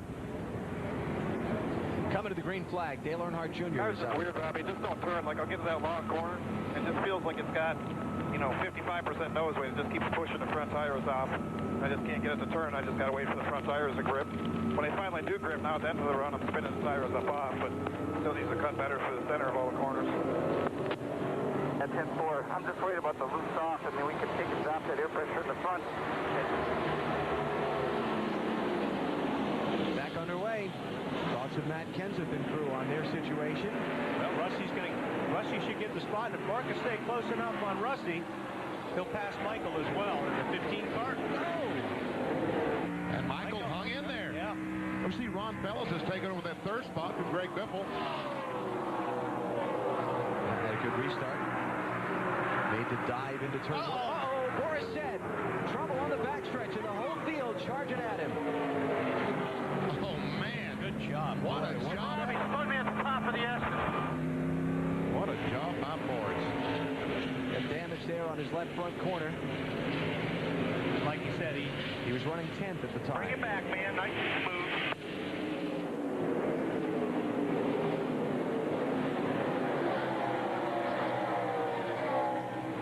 And we stay under the green flag.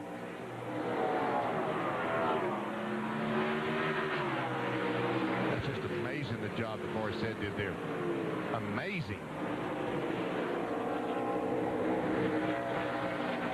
Boris, got to get down. There you go. Get on the right side there. Fender, 2, left front fender. So Boris coming to pit road, monitoring NASCAR's race control channel. There's some discussion about debris, and a caution flag would be much needed by Boris here to let him catch up to the pack if it were to come out. But so far, no yellow.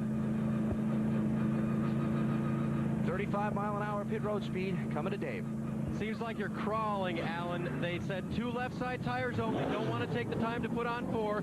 Try to pull away that damage on the left side if they can. So they'll just do the 2-tire stop now, pack the fuel cell full of fuel. This should not be within their window, guys. Yeah, there's a lot of damage there.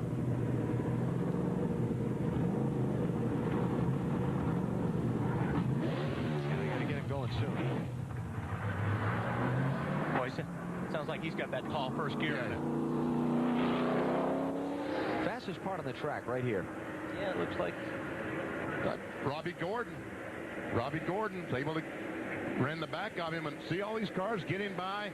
Jeff Gordon goes by. Tony Stewart. Matt Kenseth gets by. Championship leader. They see the yellow light flashing there. As we get another look at it, yeah, just clipped him. Robbie was probably flat through the S's, and Boris had to breathe it a little bit. Yeah. But the yellow light flashing there on a road course. On board with Boris. And there's a little bit of a bump. Yeah, you're not lifting at that part of the racetrack, so you can hear he grabbed 4th gear already, so Boris was already flat in the gas. The local yellow that waved there in that section of the racetrack was not a full course caution. Drivers just warned that there was a situation on the track, and as soon as the car cleared the scene, they pull that yellow flag in, and we stay under green.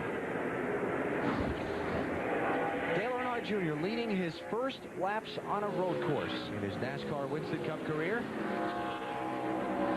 39 of the 43 starters on the lead lap, 42 of the 43 starters. Harvick taking a look at Jimmy Johnson. Got the spot. That's back in the 16th position. Remember, Kevin Harvick had the pit fire on his car on a green flag stop back at lap number 22. 2 more laps, buddy. Keep holding on to it. Chad Canals telling Jimmy Johnson just in a few laps, you're going to come in, we're going to make some adjustments, we're going to put some fuel and tires on this thing, and you're good to go for the rest of the day. 48, one of the drivers who had to drop to the tail end of the field on the pace laps because they changed engines during the race weekend. We saw the progress that he's made up through the pack.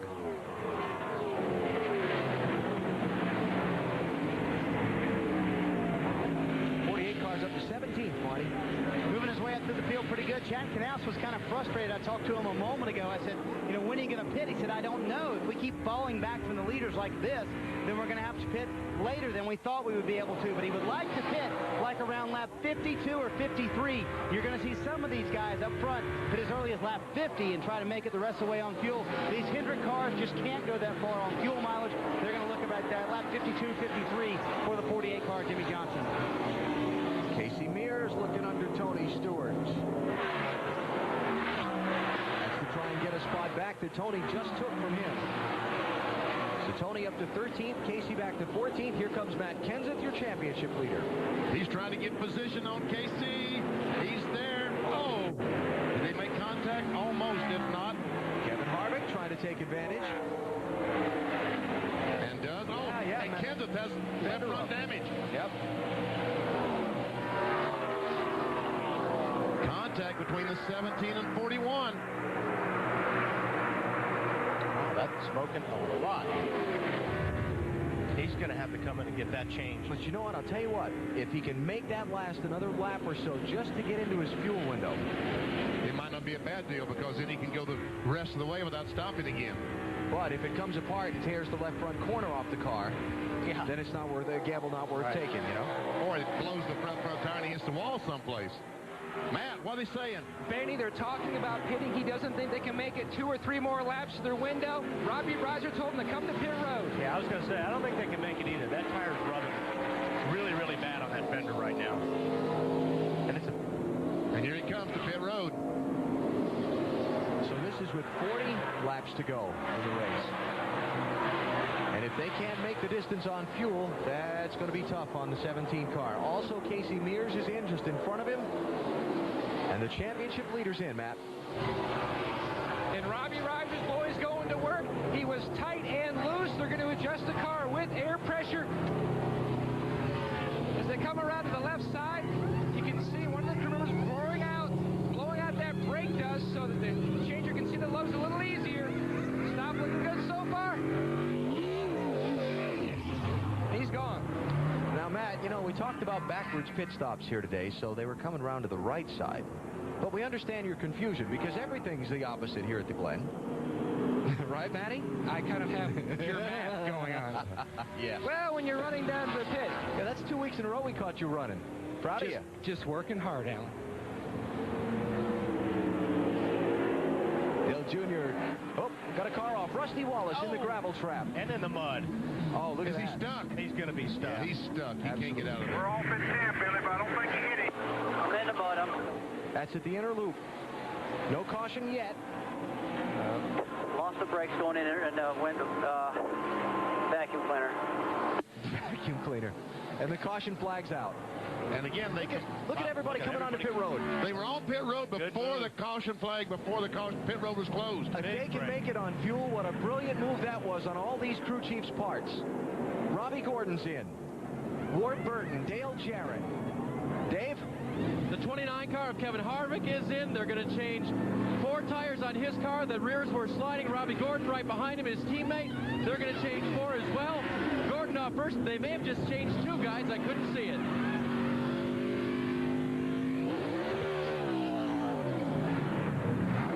Jimmy Johnson, Steve Park. You know, a lot of these guys have spotters back there in the inner loop where Rusty went off. And when they saw that, they were calling the crew chiefs going, hey, there's going to be a yellow. And that was an excellent move to call these guys in. NASCAR checking the photo finish camera that they use on the caution flags to make sure that these cars were all past the caution flag on pit road before the yellow came out. And the word that came back is, yes, they were. Those stops are all legal. Beautiful call. Absolutely. Great call. And for those spotters back there being on their toes on that deal. All right, what happened to Rusty Wallace? Well, I was a little premature in saying they'd fixed their brake problem. You heard him say he gets down to turn 10 and just doesn't have any brakes. And you see all the mud. We've just had an enormous amount of rain here at Watkins Glen over the weekend. In fact, they had a lot of trouble trying to get some of the fans into the parking lots today. They've had so much water on the property. Go on board with Rusty Wallace and listen as he goes down to turn 10. See what it sounds like when you get in the corner with no brakes. Now you wheel hop. Sound like he was wheel hopping. Absolutely, he wheel hopped, and that's exactly what we were talking about earlier. One of those corners where you get into the wheel hop. When you hear all that, we're off at 10, Billy, but I don't think he hit it. When you hear all that bouncing around, you could hear the rear of the car bouncing. The that brakes was the going in wheel there, hop. and vacuum cleaner. And how frustrating is that? Okay, so waiting for the field to close up behind the pace truck now. And then pit road to be opened. Just before Rusty had his problem and the caution came out, the leader, Dale Earnhardt Jr., had a little squirrely moment. Then at turn 1, wow. Almost got off in the grass. Looked fun. I think that's what he's trying to do, just bring a little excitement to his life. I think he was having fun there. Didn't get a good look at what that was. No.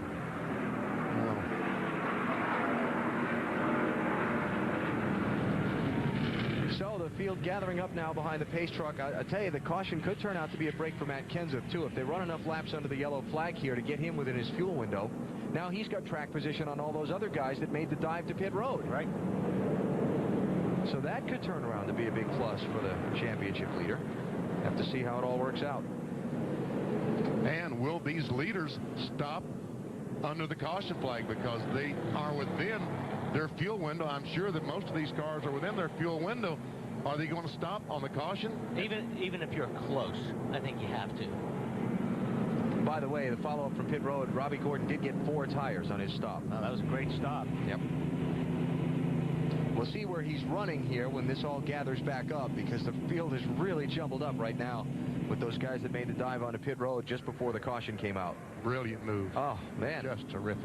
You know, Michael Waltrip and Ken Schrader and some of the guys like the kid, the way you plan your strategy here is you figure out when the caution's going to come out and you stop just before it. You know, and it's funny and it's a joke, but didn't it just work out that way? But you know, a lot of teams only have 2 spotters. They don't have a spotter over in turn 10. Imagine not having one over there and not realizing that there was going to be a caution flag.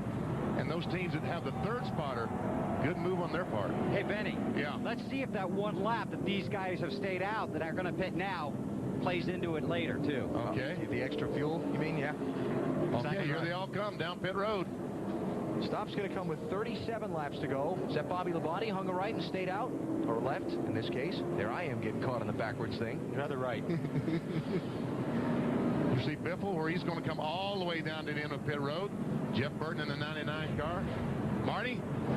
Well, as team said, we have good news and bad news. The good news is we can go all the way on fuel. The bad news is there's 6 teams that out-snookered us. 4 tires, a pound out of both rears for Dale Earnhardt Jr. to need more forward bite. Matt? And they're already going to work on Jeff Burton's right side. They made an air pressure adjustment in the left front. The car was tight, but it was also a little slow on the right rear. Junior's going to beat him. The 16 of Biffle is loose, slight air pressure adjustment. He said, oh no, when he heard how many cars had stopped. A lot of traffic down here. Things are empty at best on fuel. Dave. 97 of Kurt Busch gave up 5th place, came and took on 4 tires, had to wait just a little bit to pack the fuel cell full of fuel, got off pit road cleanly. Now the 18 car Bobby Labonte, you said stayed out. That is correct. They knew they couldn't make it here from here on fuel anyway. Their target lap is about lap 56. They were 3 short of that. Alan? So that's going to be very costly for Bobby once he has to come in. How about the race off pit road? And we really had a mix-up as we see the 8 car winning their battle off pit road. But then they all have to start stopping because the field hasn't gone by yet. The paddle man down at the end of pit road has a paddle up, and I thought all these cars were going to run into each other. So under caution just past halfway here at Watkins Glen, and a big twist in the picture of this one. This car NASCAR Winston Cup racing from Watkins Glen, just past the midway point of today's race, and the new leader is Bobby Labonte.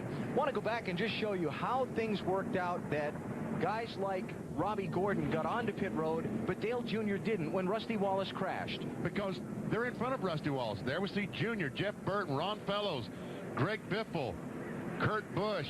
Now they're in the next to last corner of the track. There's Rusty going off behind them. So Junior's almost by the pit entrance already here. And they didn't throw the yellow out for And they didn't throw the yellow. Right. But all these cars behind, like Robbie Gordon, as we see coming off turn 10 right now, see the wreck happening. They see the wreck, and they Right. know there's going to be a caution flag. Exactly. So they're just, that was just And they have right time, place and the right time. Yep, they have time to hang the right onto pit road and get there before the caution's out. Watch Jeff Gordon when he comes in the pits. He makes a corner. See all that, the black dust is flying? That is brake dust. Brakes at this racetrack are incredible how much you use them. Talking to some of the engineers, 1,200 degrees heat on the front, 1,100 degrees in the back. So let's go inside our Home Depot virtual garage and show you how they keep these brakes cooled off to the point they can continue. All these hoses coming from the front bumper go back to the rotor and caliper and the brake system. And when these drivers apply the brakes, it gets hotter and hotter and hotter. And I'm talking about, as I said a moment ago, 1,200 degrees. When the air comes in through the hoses, cools off the rotors, makes them livable. Yeah, livable is the, it doesn't really cool them off, it helps. It helps. Actually, these yellows help more than anything. Cool these guys' brakes off. Oh, I see Jeff Gordon right behind Greg Biffle. Yeah, that should be interesting when they get to turn 1 on the restart. If I was Greg, when I go down the front straightaway, I just move over and say, go ahead. Yeah. Bill? That'll be very interesting to watch, and you brought up the incident earlier this year, Alan, so we will be keeping an eye on that. But just so you know, Jeff Gordon is probably 2 green flag laps short of being able to make it on fuel.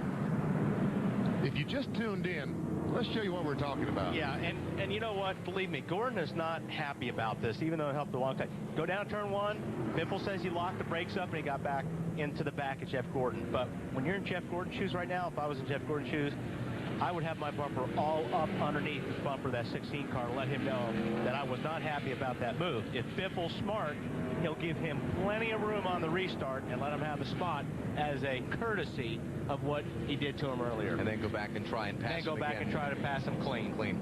If you're just joining us, that was turn 1, lap 1. Jeff Gordon and Greg Biffle shared the front row for the race, and it didn't work out for Jeff.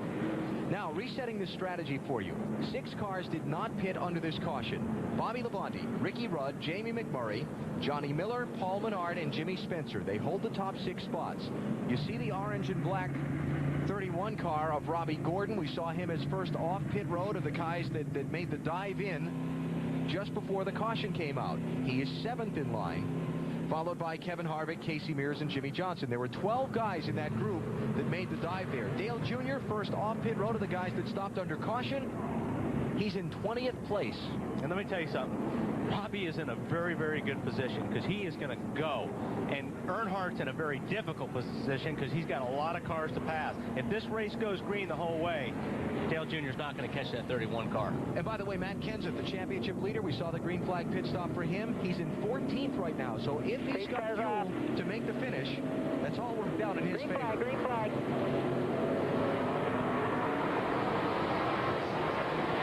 Oh, here they are, start fanning out. 3, 4 wide. Robbie Gordon dives on the inside of Spencer. But is the 04 Miller going to be in his way? It's orange and black car is Robbie Gordon. Robbie was smart enough to back off and let him go 2. And for the lead, Ricky Rudd diving underneath Bobby Labonte as they go into the S's. Labonte shut the door on him. I think he slammed the door on him. That was not a gentle shut. Lucky he didn't catch his toe in it. Looking back for Jeff Gordon and Greg Biffle. There comes Gordon. Where's Biffle? Biffle's ahead of him. Oh, is it one of them? Yeah. So you got to catch him before you can. Oh, okay. Yeah. Jeff doesn't look like he got a very good start then if he's that far behind the 16 car. His car does not restart well. It likes to spin the tires, Wally, so the 24 is not good on restart. Well, that will explain it then. Ricky Craven there in the 32 shoveled to the outside.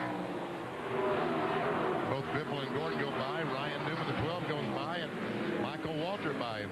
Jeff Burt still smoking that left front fender on the tire when he hits the brakes going in turn 10. Ooh, this is going to be interesting. Speaking of slamming the door. Yeah. Dale Jarrett on Steve Park. Now remember Junior trying to dig his way out of the hole from the timing of where the caution flag fell. Oh, he's Jones. Oh, you see Johnny Miller. And somehow he got through the gravel trap back on the racetrack. And Ryan Newman is on the outside of Jeff Gordon to take the spot away. Passes Gordon.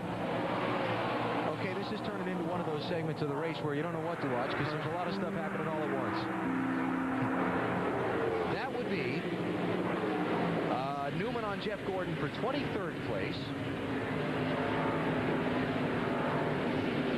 And as tightly as these guys are bunched going into some of these corners and as hard as they're fighting for spots as we close in on the end of the race, we may see somebody off in the gravel trap here shortly. Yeah, wouldn't surprise me in the least if it were to happen. Remember last year, 10 of the final 25 laps of the race run behind the pace car. P.J. Jones in the 4, Johnny Miller in the 04, looking back on Newman and Gordon and Michael Waltrip. Gordon better. He was trying to make a move on the 12 car. They were dicing each other, and then the 15 car almost got up beside Jeff Gordon. So I can't understand why he's fell back those couple spots, unless maybe he checked up because Johnny Miller got off the course over there. Both those cars going by Steve Park in a 30. Now Michael Waltrip trying to get by Steve. That is for 22nd place. Nothing's changed up front. Bobby Labonte still leading Ricky Rudd while we watch this action back in the pack.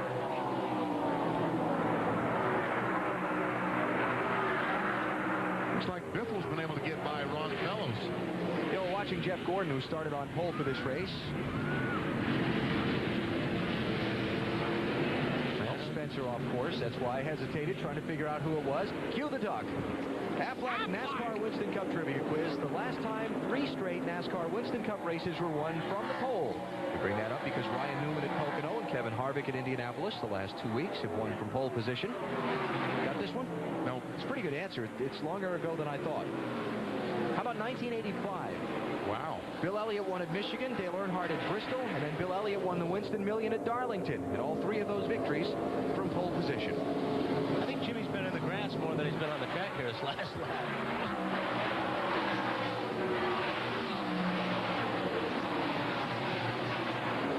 Dave, got an update for us on the leader, Bobby Labonte?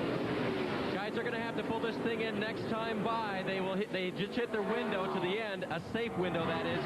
They told Bobby before this last restart, get all you can get, buddy, because we're going to have to come in. Boy, he's going to come in at the right time. Got trouble. Kenny Wallace spun around at exit of turn 1. So far, just a local yellow. And it's amazing he's able to pull across the racetrack. 1 more. Inside, clear behind him. We got spun around, guys. Got hit from behind, spun around. We're okay. We see in the right rear where they made contact with Kenny Wallace. That would have been a great break for Bobby if it would have went yellow. Kenny was running 34th. He now will go back to about 38. Yep, 38 cars on the lead lap here. Only car out of the race at Watkins Glen, Sterling Marlin, went out in the very first lap with an engine failure. Everybody else still on track. Bobby Labonte, the leader, as Dave Burns said, coming to pit road. Ricky Rudd takes over the top spot. Dave? The last report from Bobby was that they were needing a little more grip, but they adjusted on that, and now he was sliding the nose a little bit. So they're going to see if they can correct that with the air pressure, but not much. Bobby really likes the car, and as you saw, he was pulled away from the front of the field. Left side tire is on now for Bobby. They'll go around to the passenger side, the right side, a little bit different this day. As they pit in the opposite direction, the crew will send him back out. His teammate Tony Stewart and Dave Blaney are also on pit road. Bill? And Tony Stewart for fuel only. He's over the line. He's over the line, so they'll have to push him back. Now they can service it. Now they can put the fuel in. He's on his way. That cost him. That cost him. Oh, my goodness. He had great strategy. No tires. Only going to take 4 or 5 seconds for fuel. And it cost him a couple of seconds to have to push the car back.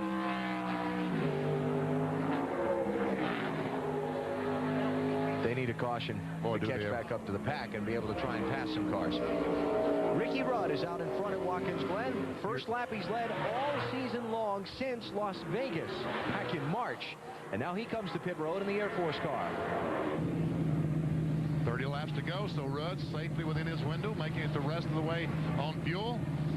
What will the strategy be? Fuel, tires, Matt? Well, Ricky Rudd's going to go for tires at this juncture, 4 tires. They told him he was 3 laps shy, 8 caution laps shy of making it.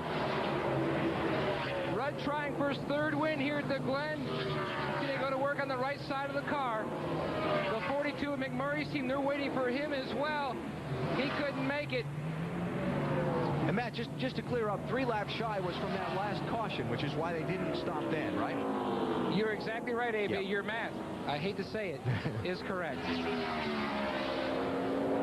So Rudd heads back out on track. Jamie McMurray is now the leader. Let's go back and show you what happened to Kenny Wallace a minute ago. Downhill to turn 1. Oh, the 7 car, I'm sorry. Okay, Jimmy Spencer. Down in turn 1. Going in on the outside. Some contact with Boris Said. And around goes Jimmy. Yeah. Oh, okay. Around goes Kenny. So it was the 7 and the 23. Yes. Spin, go high. Come on. Come on. Clear, clear. On board with Boris.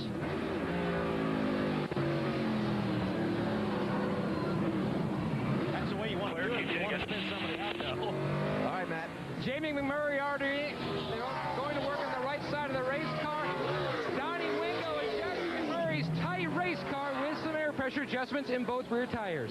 Okay, so that's the last of the cars that did not stop under the last caution to come in and make a pit stop as far as the front runners are concerned. Robbie Gordon is now the leader. And the cars up front, for the most part, as we ride with Robbie, are the guys who dove onto pit road just as Rusty Wallace spun over into the gravel trap at lap 51, got their stop, and got back out onto the track. It's Robbie Gordon leading. Kevin Harvick is second.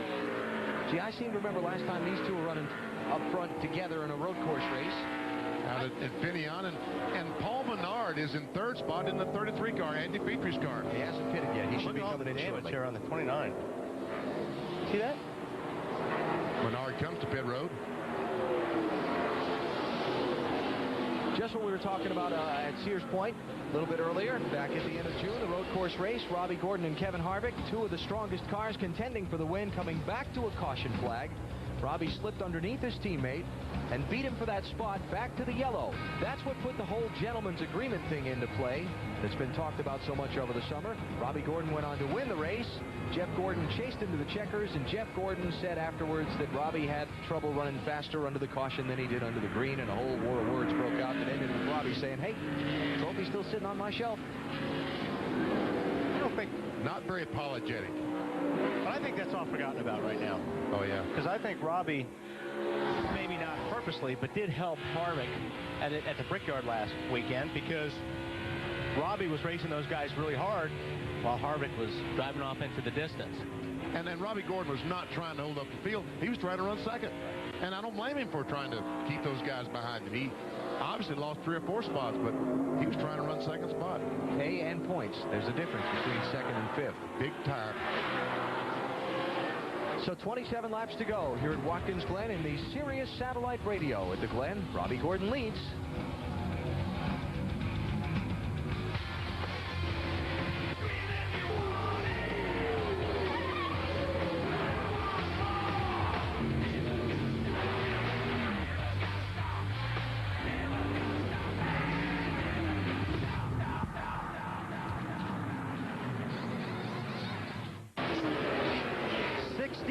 Laps of 90 completed at Watkins Glen. This 220.5-mile race on what has turned out to be a beautiful day, even though there was bad weather in the forecast. Some smooth runs on the track. Some guys having a tough time. Let's take you through the field and show you who's running up front and tell you why. Starting with the 31 of Robbie Gordon, that means Dave Burns talks first. And Bill, you talk about smooth runs. That's exactly what Robbie is doing right now. He's not happy with the way the car handles through turn turn 1 in second gear, but he's happy with the fuel mileage because he's out front. Right behind him, his teammate, Kevin Harvick, he's not pushing him right now because he too needs to save fuel. If they both work together, I checked with their pits, they should be good to the end on fuel. Matt? The Ganassi cars are running 3rd and 4th. Casey Mears, 2 laps shy at this juncture of making it on fuel. But crew chief Jimmy Ellich thinks that they can make that up by just conserving. That's what he's trying to do. Meanwhile, Scott Pruitt, I talked to his crew chief, Matt Chambers. The air pressure adjustment has helped on the last stop. He hasn't said anything else, Marty. Dale Earnhardt Jr. doing all he can inside that little red race car to pedal towards the front. Currently running 5th. A minute ago, he told everybody on the radio, shut up. Let me concentrate. I'm trying to track these guys down. Jimmy Johnson behind him. Car's pretty good for Jimmy. I asked Chad Knaus, can you make it all the way, and do you have to stop? And he said, I should stop again, but I'm not gonna. Matt? Jeff Burton trying to improve on that second place finish. He says the car has gotten a little bit better. They are looking at the fuel mileage, though, Dave. Ward Burton trying to better his best of 19th here at Watkins Glen. How do you do it? Stay on the track and catch a lucky break. He pitted with those guys that came in and ducked in like the 29 car. He's on the same strategy. Matt? When Matt Kenseth looked at this season, they felt like the road courses were their biggest hindrance standing between them and a championship. They tested it both. They feel like it has helped Bill. Right now he's running in the top 10. They are close on fuel. In fact, Robbie Reiser said, Matt, conserve, it's vital. Greg Biffle was heartbroken when he found out other guys got on pit road when the last caution came out. He was just crushed. They came on the pit road to try and fix the car because it's a little loose on both the left and right-hand turns. They're still iffy at best on fuel. Alan?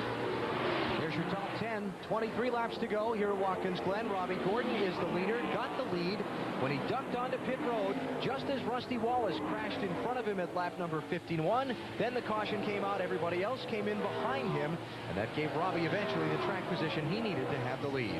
Let's continue going through the field. Bill? Well, Jeff Gordon started on the pole, didn't stay there very long, barely made it through the first turn. That dropped him back to the rear of the field, worked his way back up. He, too, got hurt by the guys that beat them to pit road. The 24 is going to be very close on fuel as well. And remember, if there is a restart, the 24 car not very good on restarts. He spins the tires, Dave. The 88, a favorite of the duck-in strategy as well. He came in with leader Robbie Gordon, or the guy who became the leader, and they should be able to make it to the end. They haven't talked a lot about fuel conservation, so DJ, keeping it on the track, making it good. Marty? Ryan Newman, in course of his backup car, we saw the accident and countdown to green Friday here in practice. But this backup car finished second here last year. A little tight, 1, 2, and 9, and 6 laps short on the fuel. That's going to hurt him later on. Michael Waltrip back there in the 14th position. He can make it all the way on fuel. That air pressure adjustment, Michael came on the radio, said, Slugger, that was the perfect call last time. Bill? Mark Martin has a great car, and he's had a great run, but you never know from where he is on the track, back in traffic, and that traffic is hurting the performance of his race car. He's tight on the rights and the lefts. They did an air pressure adjustment, track bar adjustment on the radio to Mark. Nice and smooth. Go get some more. Ron Fellows has some work to do at Sonoma. He went from 22nd to 7th near the end of the race. Right now he's running the 16th position. No change on his last stop, just 4 tires and fuel. Dave, he's good to go on gas. Just checked with Jimmy Fennig. There was a crew chief for the 97 car of Kurt Busch. If they saved correctly, they'll be okay on fuel. It is a little bit better as far as handling goes than it was before. Marty? Jeremy Mayfield says he's loose on the throttle when he gets back on the gas, and Wally will probably tell you that's not a very good thing here, but he's having a great run. Started 40th up to 18th. The last time he took a provisional at Watkins Glen, he finished 3rd that day, Matt. Elliott Sadler running back in the 19th position, just working on that race car all day. The last stop, an air pressure adjustment. It has helped him a little bit, but not enough, Bill. Not exactly a great day for Bill Elliott, barely hanging on inside the top 20, running 20th on the track. His only win of the Busch Series came here in 1993 when he was driving for himself. Of course, his first Winston Cup win was the road course at Riverside back in '83. Bill, what a battle it's been for Terry Labonte today. 4 Busch wins, but never a Winston Cup win here at the Glen. Earlier in the race, he lost power steering. They haven't gotten it back. They've also been trying to work on that race car, which has been tight. So there's Terry Labonte running in 21st position as we take you about halfway through the field. Now, Bobby Labonte, remember, did not get under the caution, came in under the green. We said it was going to cost him a bunch. Boy, it has. He's 28th position, trying to get by Ricky Craven for 27th. And some of these cars are going to have to stop, but the best that Labonte can do is probably a top 20. Yeah. He is 28.9 seconds behind leader Robbie Gordon.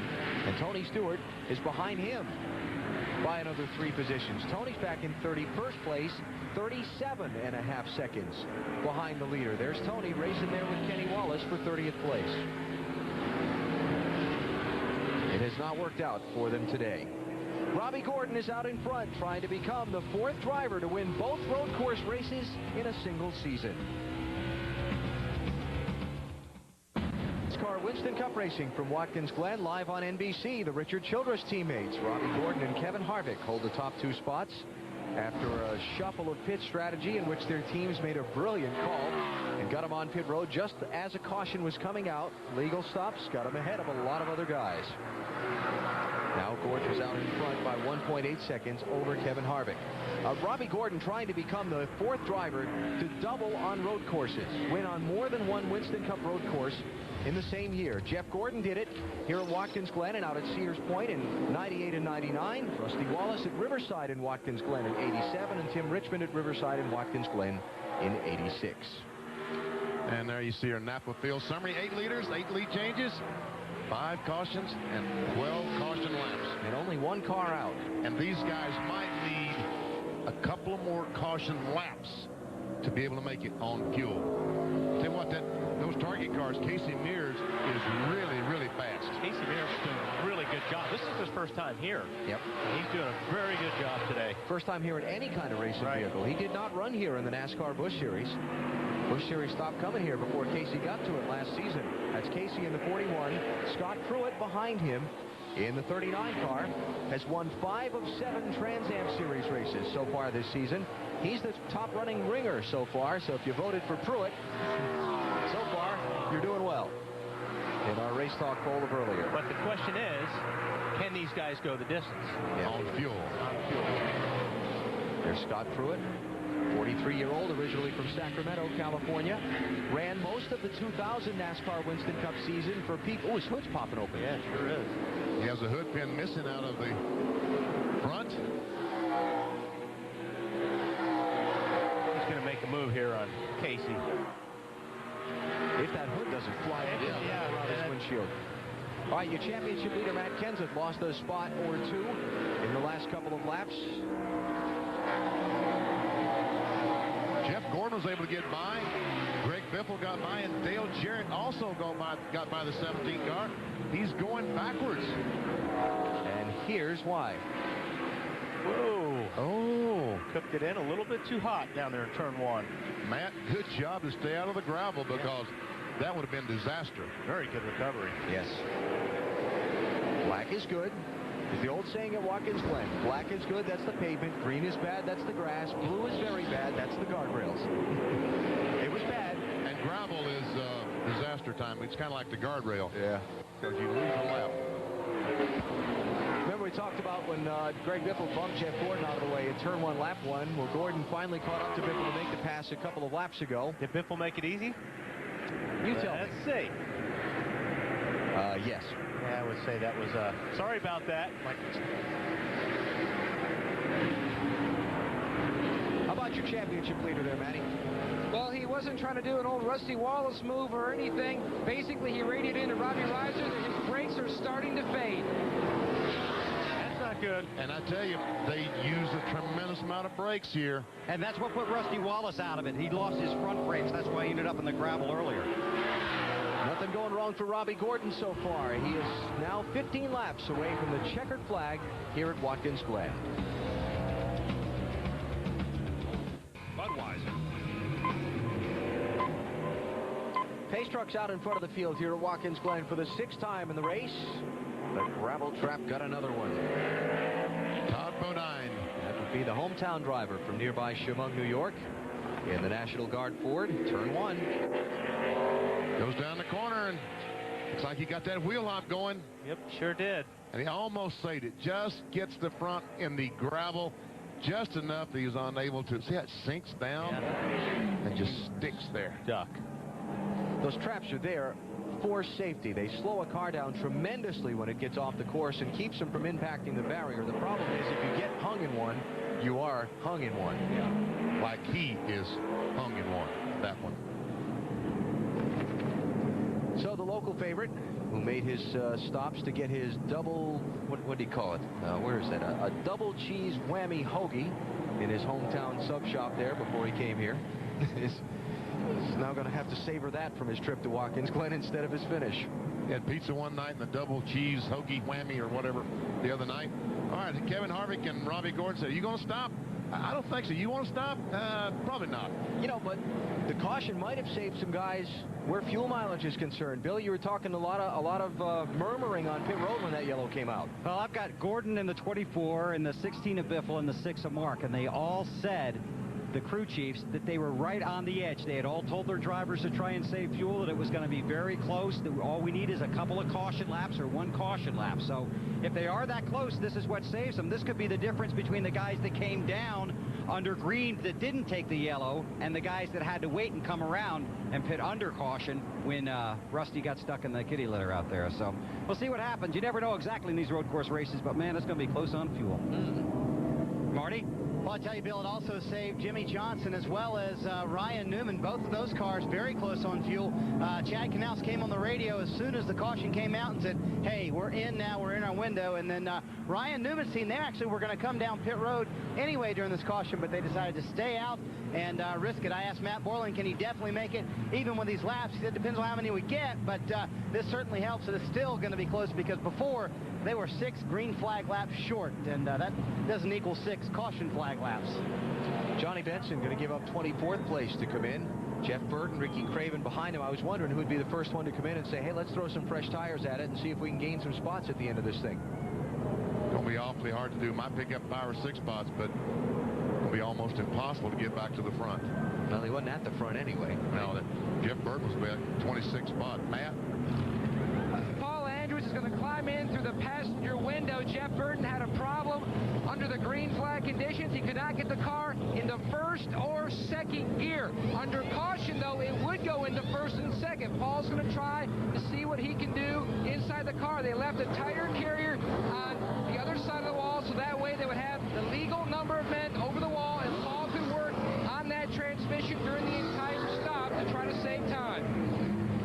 As you can see, he did not leave the pits with the passenger. No. You can't take equipment out of the pits. Yeah. Or people. Or people. Well, you're not supposed to anyway. I think the passenger seat of the Wally's World car would be a little more comfortable than riding around laying on those roll bars, you think? So only a few stopping here under the caution. Everybody else hoping the yellow laps will give them enough fuel to make the finish. How about the leader, Dave? We'll check in his pit, Alan, with Kevin Hamlin, Robbie's crew chief. He told us, or he told you guys over the radio, that he was driving so slow the dimples may still be on the tires. Has he saved enough fuel now to run fast? Yeah, I believe we should be fine on the fuel. Ever since that last caution, we just been kind of cruising, and we really kind of thought we could make it from there anyway. So I believe he's really saved plenty. So we should be fine here on out with a single wire Chevy. All right, so if Kevin Harvick does mount a charge, guys, he has enough fuel to fend him off. Marty?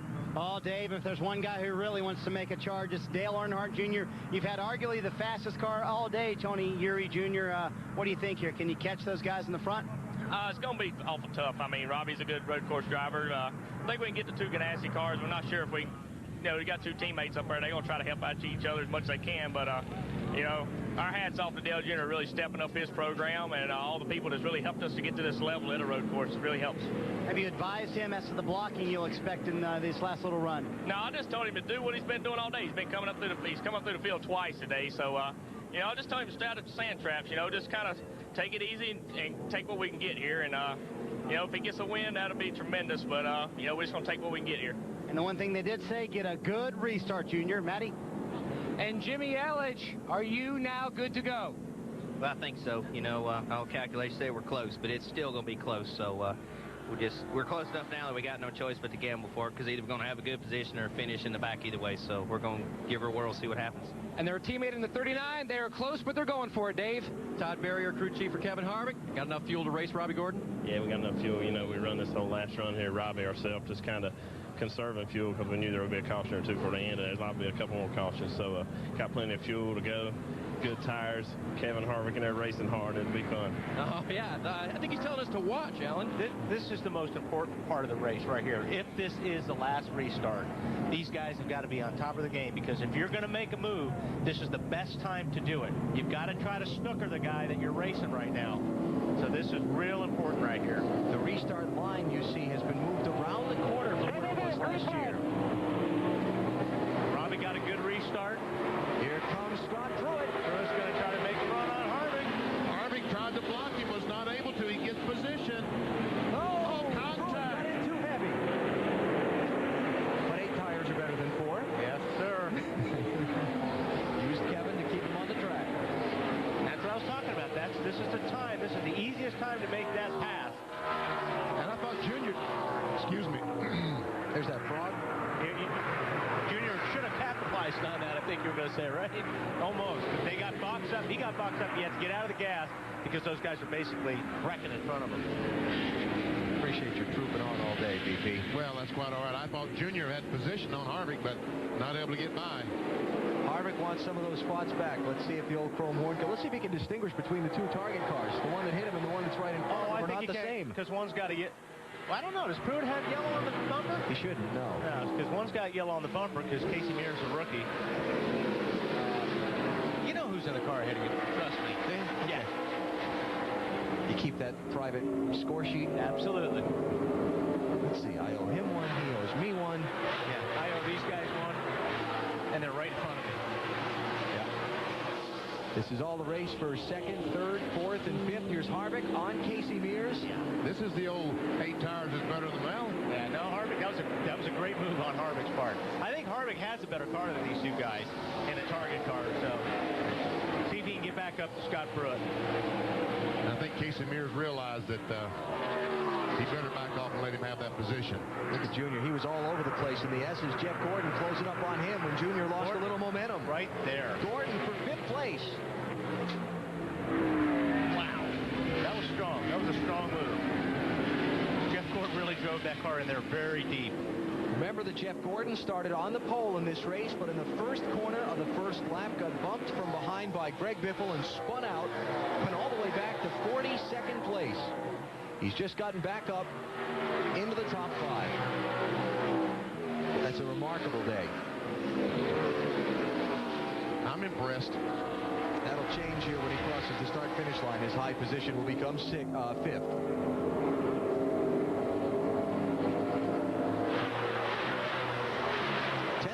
At Watkins Glen. Robbie Gordon out in front of Scott Pruitt. Kevin Harvick, Casey Mears, Jeff Gordon, and Dale Jr. 2 of the top 3 in the championship, running back-to-back in 5th and 6th. Matt Kenseth is running in 11th position. Heard some concern about his brakes before that last caution. That's going to cost Pruitt right there. He caught the slower car of Rusty Wallace, who's going through the S's there, and there you go. Harvick's trying to take a look. And a pounce. So I'm saying, if you go through the S's and you have to lift just a little bit, boy, the guys behind you really make up a lot of ground. Scott Pruitt, one of the 5 ringers in the race, the road course regulars. Do you know that as far as the ringers are concerned, the last time a non-Winston Cup regular won a NASCAR Winston Cup road course race was 1973 when Mark Donahue did it at Riverside, California. And Greg Biffle missed the inner loop that time, had to stop back there and give up the 8th position. He's going to give it up when he comes to pit road for a stop-and-go penalty. The inner loop was made back in the early 1990s. And Fellows is off in the sand. Did he get through? Yeah, but he might get stuck in the mud. He's going to make it. So much for a good finish for one. Uh-oh, Casey Mears. Was in 4th place. Not anymore. Guys are trying a little bit harder now. A little bit harder than they have been all race. Get down to the end of the race. You got to get everything you can out of these cars right now. And the brakes are worn and the tires are worn, and you're trying to get more out of it than you were before. Every track is slick. Bobby Labonte on Casey Mears there. That's all the way back for 22nd place now from 4th for Casey. You can see those rear tires are getting very worn on the 41 car. Gets back on the throttle. The back end wants to kick out. Let me just mention on the Greg Biffle thing, that inner loop there, the chicane in the back straightaway, if you miss that, if you go straight ahead on the old part of the racetrack and don't come to a complete stop before you exit that part of the racetrack, then you're going to get brought in for a stop-and-go penalty. NASCAR says Biffle did not stop completely and take his own penalty back there, so he's being black flagged and things are going to get worse for him. Robbie Gordon is out in front as we're down to 8 laps to go at Watkins Glen. How did he get here? Well, he was running just a couple of spots behind Rusty Wallace coming into turn 10 of 11 on the track when Rusty spun off track in front of him. He made a quick move onto pit road after the leaders had gone by and got his pit stop in before NASCAR put out the caution flag. Then when the pit stop cycled back around, Robbie Gordon out in front. Scott Pruitt right behind him, second place. Ditto for him. Same thing. Made the dive onto pit road just when Rusty Wallace spun, but before the caution came out and closed the pit lane. And now he's passed a couple of cars to move up to second. And Kevin Harvick in the same boat as his Richard Childress teammate Robbie Gordon. Plus, don't forget, Harvick coming back from that scary pit fire back at lap 22. When he came down pit road under the green, they had a little fuel spill. And a spark or a burning piece of rubber out of his brake system ignited that fuel. Everyone okay, and Harvick continued on. But a very scary moment there. And Jeff Gordon, how he got here? Well, we said it just a second ago. Bumped from the lead in the first corner of the first lap. And his crew has just kept on hammering all day on their pit strategy. And Gordon passing cars through traffic. At one point in the race, about 1 a lap, just after he got spun out. A lot like what they did last week at the Brickyard. Have not given up and aren't in the 4th spot right now.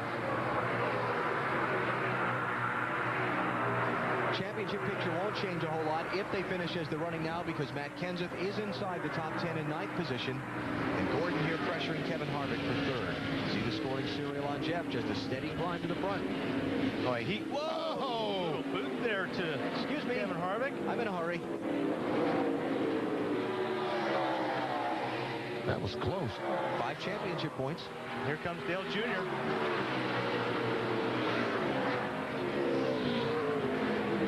Take the spot as well. Let's talk about Jr. for just a minute. Here's a guy who has gotten off course the last couple of times we've seen him here at Watkins Glen. Struggled at this racetrack. He led a good chunk of the race today. And although the track position didn't work out in his favor, he was leading when Rusty Wallace spun and had already passed the entrance to pit road when the caution came out, so he couldn't take advantage of that same strategy. They've recovered very nicely to 4th place. I think Tony Eury Jr. said it correctly when he said Dale Jr. has really stepped up his program on the road course. Good job. Nice top 10 for Ward Burton, huh, Dave? How about that, Alan? How did he get there? Well, he had the same duck-in strategy as the leader Robbie Gordon did. And as I mentioned before, he's kept the thing on the road course all day. Best finish here before, 19th. He can keep it top 10 now. What a great day for Ward. And of course, this is a team that is likely to be splitting up at season's end. Ward saying in Indianapolis last week that he and Bill Davis had agreed they might want to look at other options for next season, even though they have a contract together for 2004.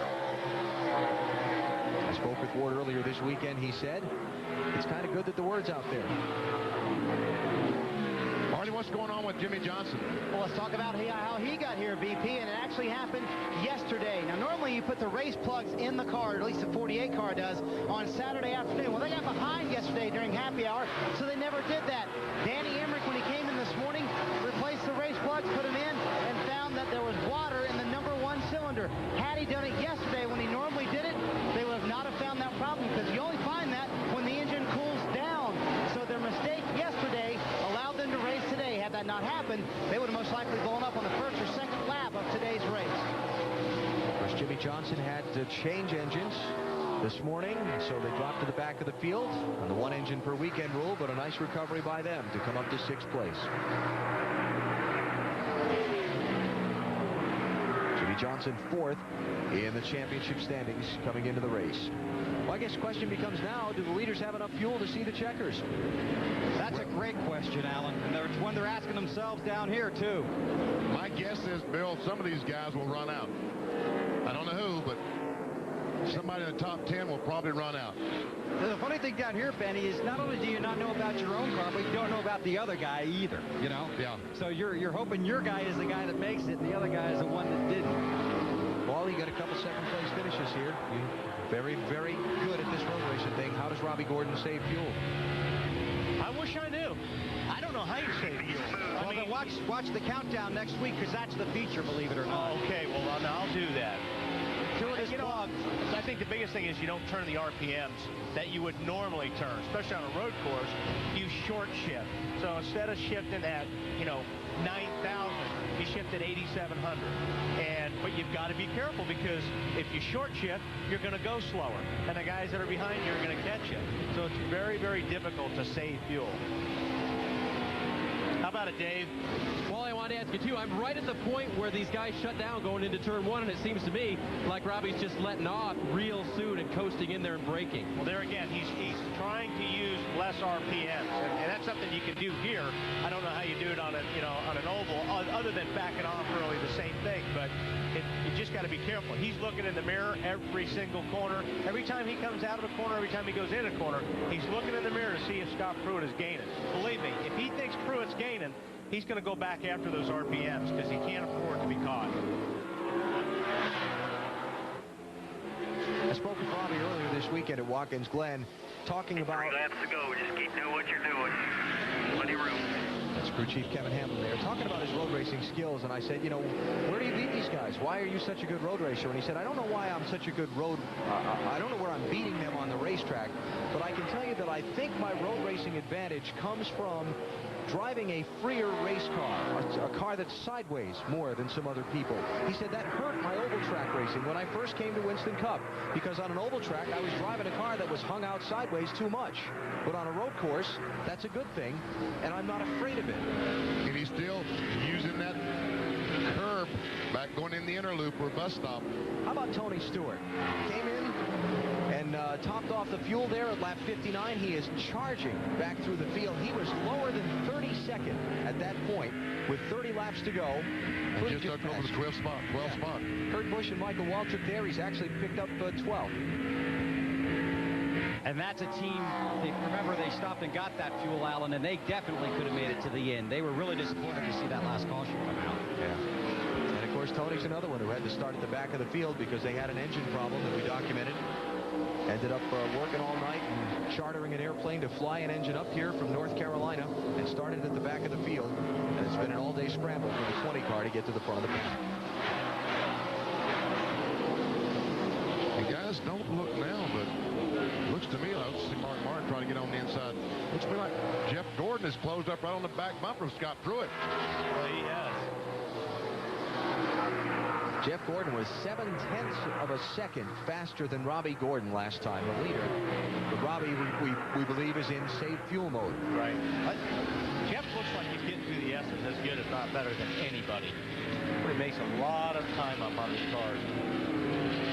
Coming by the white flag next time. There's the gap, first to second to third. Going to be Scott Pruitt's best ever NASCAR Winston Cup finish. If the fuel holds out for him and he finishes second.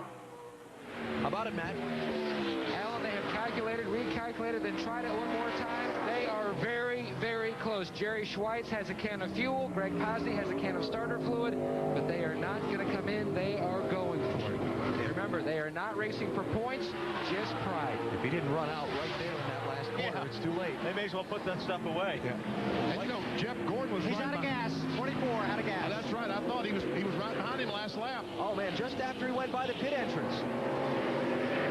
So how much can he sputter around the course on the last lap? And how many positions might it cost him? He's still running.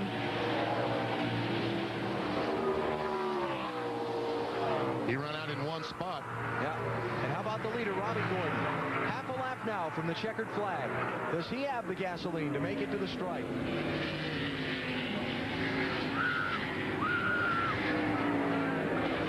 Robbie Gordon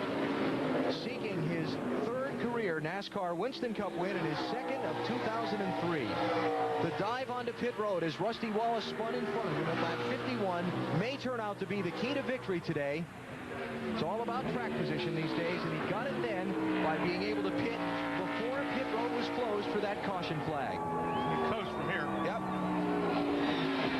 Second win of the season for Robbie Gordon, the Road King. Today at Watkins Glen, he wins the Sirius satellite radio at the Glen. Look at Dale Jr. Jeff Gordon spins off the last corner. Jeff Gordon is spun coming to the checkered flag. He's not going to make it to the start-finish line unless he can fire it up. And look at all the cars coming by him and all the positions he's losing.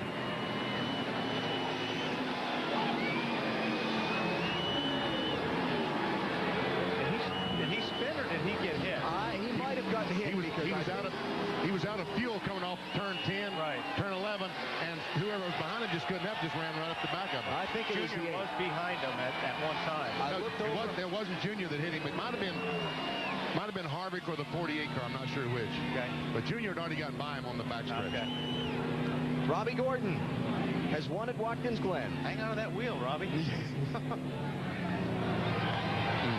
And Jeff Gordon is going to finish in 33rd place.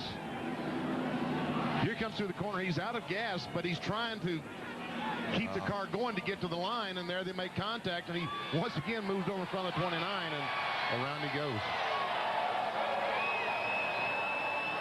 It cost Harvick a spot. Jimmy Johnson went by him. Was he trying to block him or just trying to get out of the way? I think he's trying to get out of the way, and Harvick, well, he obviously couldn't get around the left, so he turned back to the right, but in the meantime, he was all up in the back of Jeff Gordon. And the driver and crew chief of the 29 car have been called to the big red truck to have a little meeting.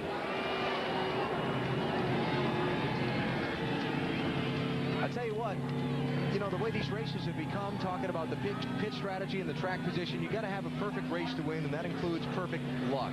Yeah. And what a great move it was by Robbie Gordon to dive to pit road and get that splash of fuel when Rusty Wallace spun off in front of him, Dave. Well, Kevin Hamlin with us now. Kevin, it has not escaped us that your spotters did a pretty good job of getting him in here when Rusty Wallace spun. You want to put all the credit there, or you want to give it a little to Robbie, too? Well, he did a great job. You know, he knew what we were looking for. We had the laps on the dash, and he knew where we could go, what was a possibility anyway. But we weren't really sure. We heard the guy over the loudspeaker yelling, "Oh, trouble!" And we decided we were going to take a chance and dive in and see if we couldn't. We were trying to decide if we were going to gamble on that lap or not anyway. So that's about the only chance we had, because, to tell you the truth, I kind of messed up earlier. We were supposed to pit on lap 20. And I thought we were coming by to get lap 19, going to pit the next lap, and we actually were supposed to pit the lap Harvick pitted when he caught on fire. So I kind of messed up earlier, but thankfully we were able to overcome that little incident. And I'd like to thank God for a great day, safe race. All right, and like you said, Alan, gosh, perfect luck, huh? Yep. I'll be curious to hear from Robbie in Victory Lane. Did he make that call? Did he just hang the right turn onto pit road? My guess is he did. Yeah. How about you saw Jeff Gordon there, a little frustrated? How about a burnout? Okay. There's the burnout. Very neatly across the start-finish line. That's a pretty tight burnout. Yeah. Pretty good. Yeah, but if he doesn't burn the right rear tire off it like Harvick did at Indianapolis, he hasn't topped his teammate. Well, he's trying to. Yeah, he is.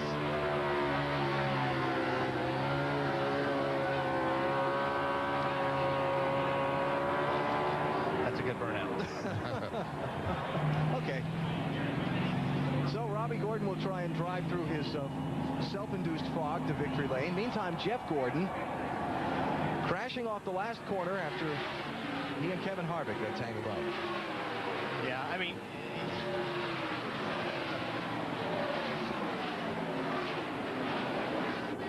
and while Jeff watched the field come motoring by him to the checkers, Kevin Harvick has come home with a fourth-place finish. Well, Kevin, first of all, tell us about the contact with you and Jeff Gordon coming to the checkered flag. I think he ran out of gas, and I got into the back of him, and then he got sideways, and I hit him and spun him out. But, you know, if you're out of gas, the best thing to do is get out of the groove. Tell me about early on in the race, the fire on pit road, and what you thought happened there, and how you guys made up the track position after that. Yeah, I didn't know there was any fire until they told me. I didn't see it, but it's a good day for the GM Goodwrench car. I feel bad today. I don't have much energy, and just to come home fifth is a tribute to this Goodwrench team and everybody. And I want to congratulate Robbie and his whole RCR gang for winning this race. A win last week, a top 5 here at Watkins Glen. Alan? Robbie Gordon is one. We'll talk with him in the winner's circle when we come back to Watkins Glen.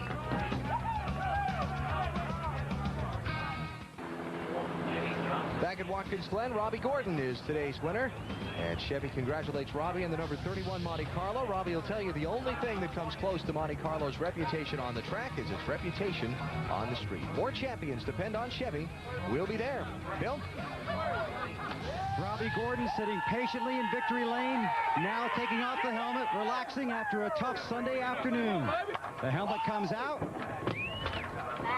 and Robbie Gordon sweeps the road course races. Earlier a win in Sonoma, California, and today, with the Fire Department City of New York logo on the hood of his car, he pulls into victory lane at Watkins Glen.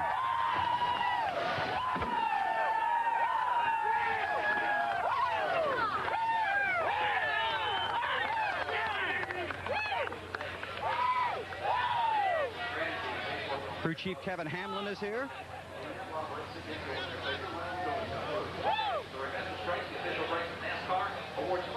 Here's his car owner, Richard Childress. Kevin Harvick was here a second ago to shake hands while Robbie was still in the car. Tell me about coming onto pit road after Rusty got stuck in the sand pit. Well, if you look over here, we got some numbers on our dash, and we knew we were going to be close. We came in about 2 laps earlier, and we thought, kind of hoping we get some cautions later on. As soon as Rusty spun, Kevin and me were on the radio talking. He's like, come now, come now. That was the call. We needed that track position. Track position is so important. I'll be honest, first half of the race just kind of saved my brakes, saved the car. I don't know if we had the best car today, but we ended up winning the race, and that's what it takes to have a team. How quick did you have to react to get on the pit road in that situation, Robbie? A lot of guys aren't ready for that. Well, I saw Rusty there right in front of me. He was, I think, 2 cars in front of me at that point. And I saw Rusty lock up his inside tire. And about the time he did that, I'm like, all right, Rusty's in the gravel. He's like, pit now, pit now. It's like, all right. So we came in and kind of stuck to our strategy. So I'm real pleased there by the Singular Wireless team. Very happy that we can win for FDNY and Special Olympics. So great day for us. I get the sense for you, Robbie, this one might be a little more special. Well, you know, the other one, maybe we deserved to win a little bit more. This one, we just had our cards all lined up. We had our strategy planned, and got a great race team that prepare really good race cars. And that's what it takes sometimes. You don't have to be the fastest car to win every time. Special Olympics and the Fire Department of New York on the hood. Yeah, it's great. You know, a lot of money's going to them this weekend, 50 grand each one. So very, very pleased to have a sponsor like Singular Wireless that stands up and supports other groups besides just their racing program. It's a great sponsor to have, and just having a lot of fun. You got to tell me, did your ride with Wally Dallenbach yesterday in his car contribute to your success here today? I got to be honest, Wally kind of showed me how to get around here. Without Wally, I don't know if I could have done it. All right, congratulations. He sweeps the road course races in 2003. Dave? Well, Bill, Dale Jr. had a pretty good day. First road course laps led in a Winston Cup car. Did you have fun? I mean, third wasn't what you wanted, but did you have a good day?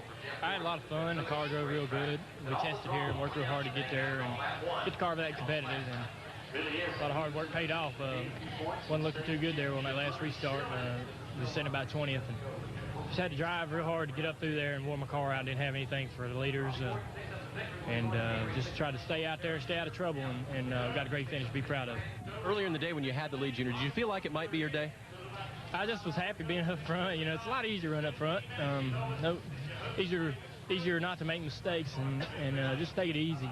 And it's a great view too. But you know, it's great to lead some laps and get some points. You know, that was important. And I don't know, you know, I had a great car, and it was great to run up front, and it's good to show that our capability and our pure ability, I guess, to be able to run that well on road courses. We're kind of getting toward that total package of a team that we're wanting to get. They showed that today, guys. You know, his dad in all of his starts here, his best finish was third here 3 times. Junior finishes third here today. Marty? Dave, a career best. Winston Cup finished second for Scott Pruitt today at Watkins Glen. Tell me, yeah, you can dance a little bit if you want to. Tell me about diving onto pit road there with all those other guys. How quick of a decision was that? That was very quick, but it was right in our window. And I mean, all the Target guys did a terrific job. I mean, we had a strategy that we thought we could play. It was an aggressive one, and it all depended on those yellows, and they happened to work out exactly the way we wanted to. Unfortunately, we pitted so soon at the end that we had to conserve fuel. They're going, go after Robbie, but you got to conserve fuel at the same time. And we could about pace him, but we couldn't catch him. If you would have gotten a restart, could you have caught him? I mean, it seemed like all you needed was a little track position on him. The thing that a restart would have done would let me run full fuel, because then I could have gone for it. But you know what? I'm happy with second. Not that you're ever happy with second, but career best for us. And for the Target guys, Ganassi guys, they worked real hard getting this fourth car here. And thanks to them, and hi to my family at home. Miss you. Big run for Scott Pruitt today. Comes home second. Dave? Matt? And Jeff Gordon's walk out the infield care center. Jeff, first off, what happened? Harvick said that he knew you were out of gas, but felt like you should have been out of the way.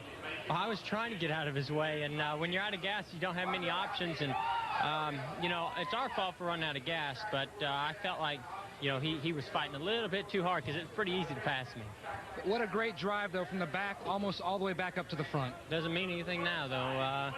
You know, that was one of the hardest I've ever driven a car. These last 2 weeks have taken a lot out of me and this race team. And last week we saw the results, and unfortunately today we didn't. Any conversations with the medical team, Jeff?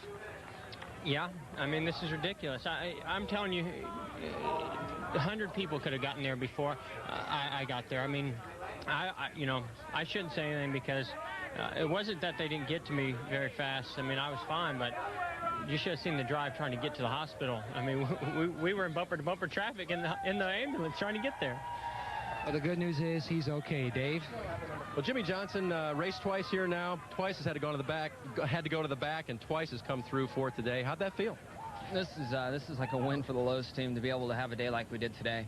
You know, sometimes not being the fastest car is going to pay off for you. It's just being consistent and fast enough. And you know, I've got a lot to learn on the road courses. This year's been a struggle for me, and I've been able to learn in the race and do what I need to do. And luckily, we had a good enough car to, you know, I didn't screw it up enough in happy hour yesterday. We left it the same and came into today, and I really changed my lines and changed some stuff around and picked up some speed. So a great day for the Lowe's team, and the way things started shaking down there at the end, you know, I was content with sixth, and then, you know, I see guys slamming and banging, and looked like Jeff ran out of fuel, and 29 got in the back of him, and I got by both of those guys. So great day for us, some points, terrible day for my teammate.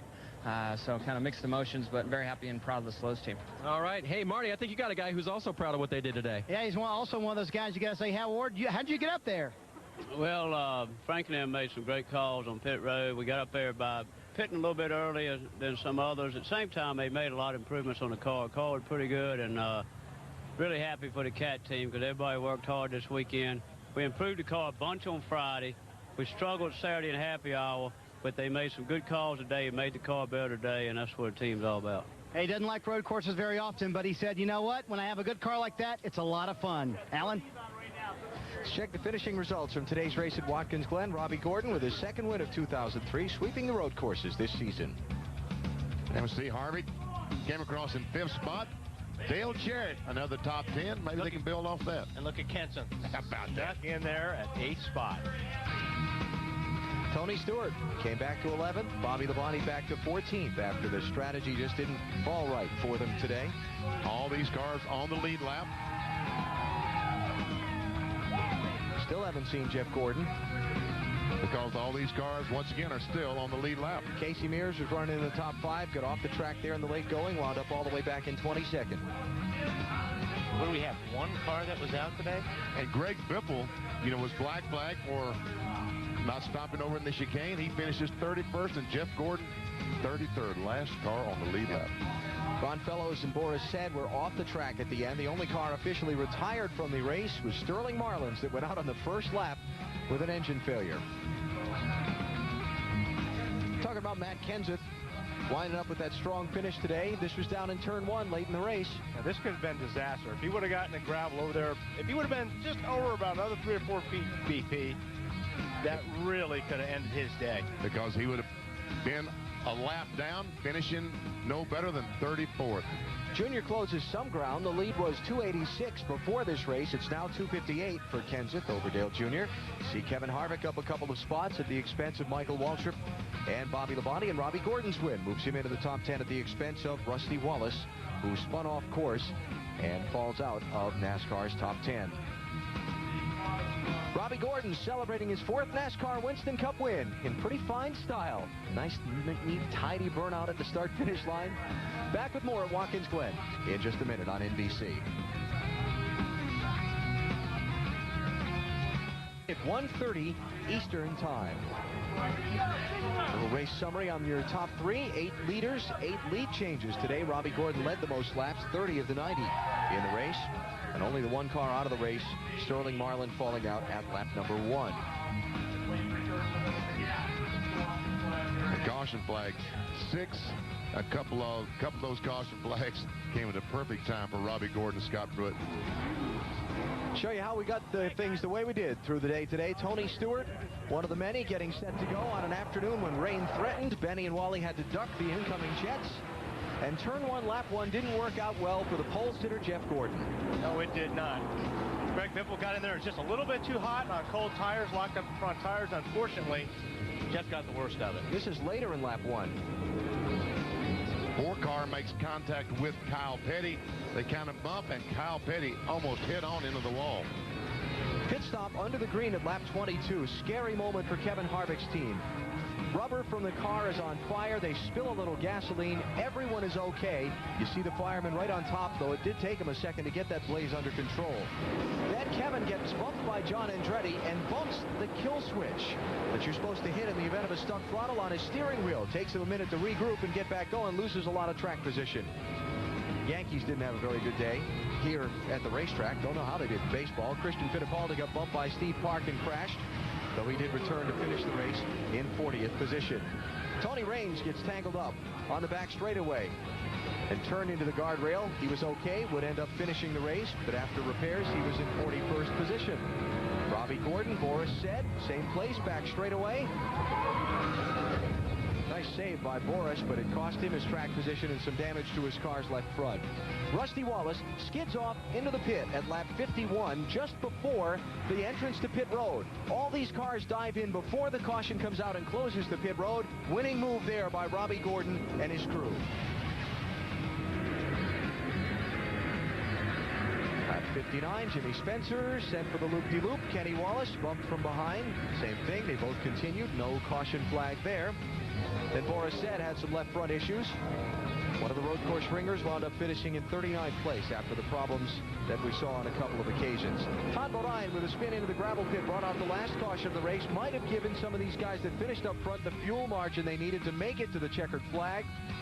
And in the end, Robbie Gordon pulling off the win, while behind him, Jeff Gordon runs out of fuel, gets bumped by Kevin Harvick, and Gordon winds up coming to rest shy of the checkered flag, and he finishes way back in the field in 33rd position.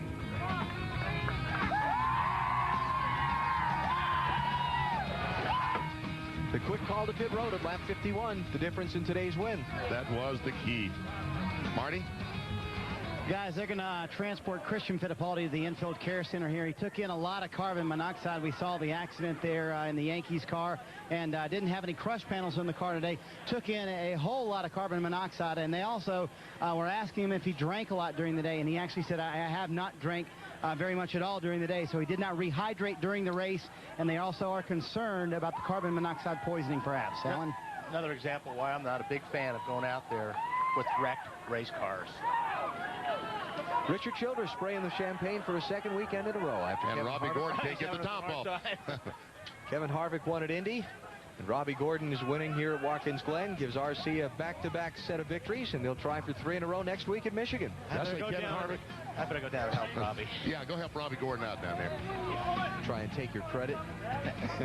Saturday, 1:30 Eastern on TNT, NASCAR Busch Series racing from Michigan. Then next Sunday, NASCAR Winston Cup racing coverage begins at 1:30 Eastern with Discover Card countdown to green. And NBC next, the AVP Nissan Series continues with the Manhattan Beach Open presented by Bud Light. Little volleyball coming at you. Robbie Gordon struggling more to get the cork off that champagne bottle than he did in the last few laps of this race as he won by 2 1/3 seconds over Scott Pruitt. You've been watching NASCAR on NBC.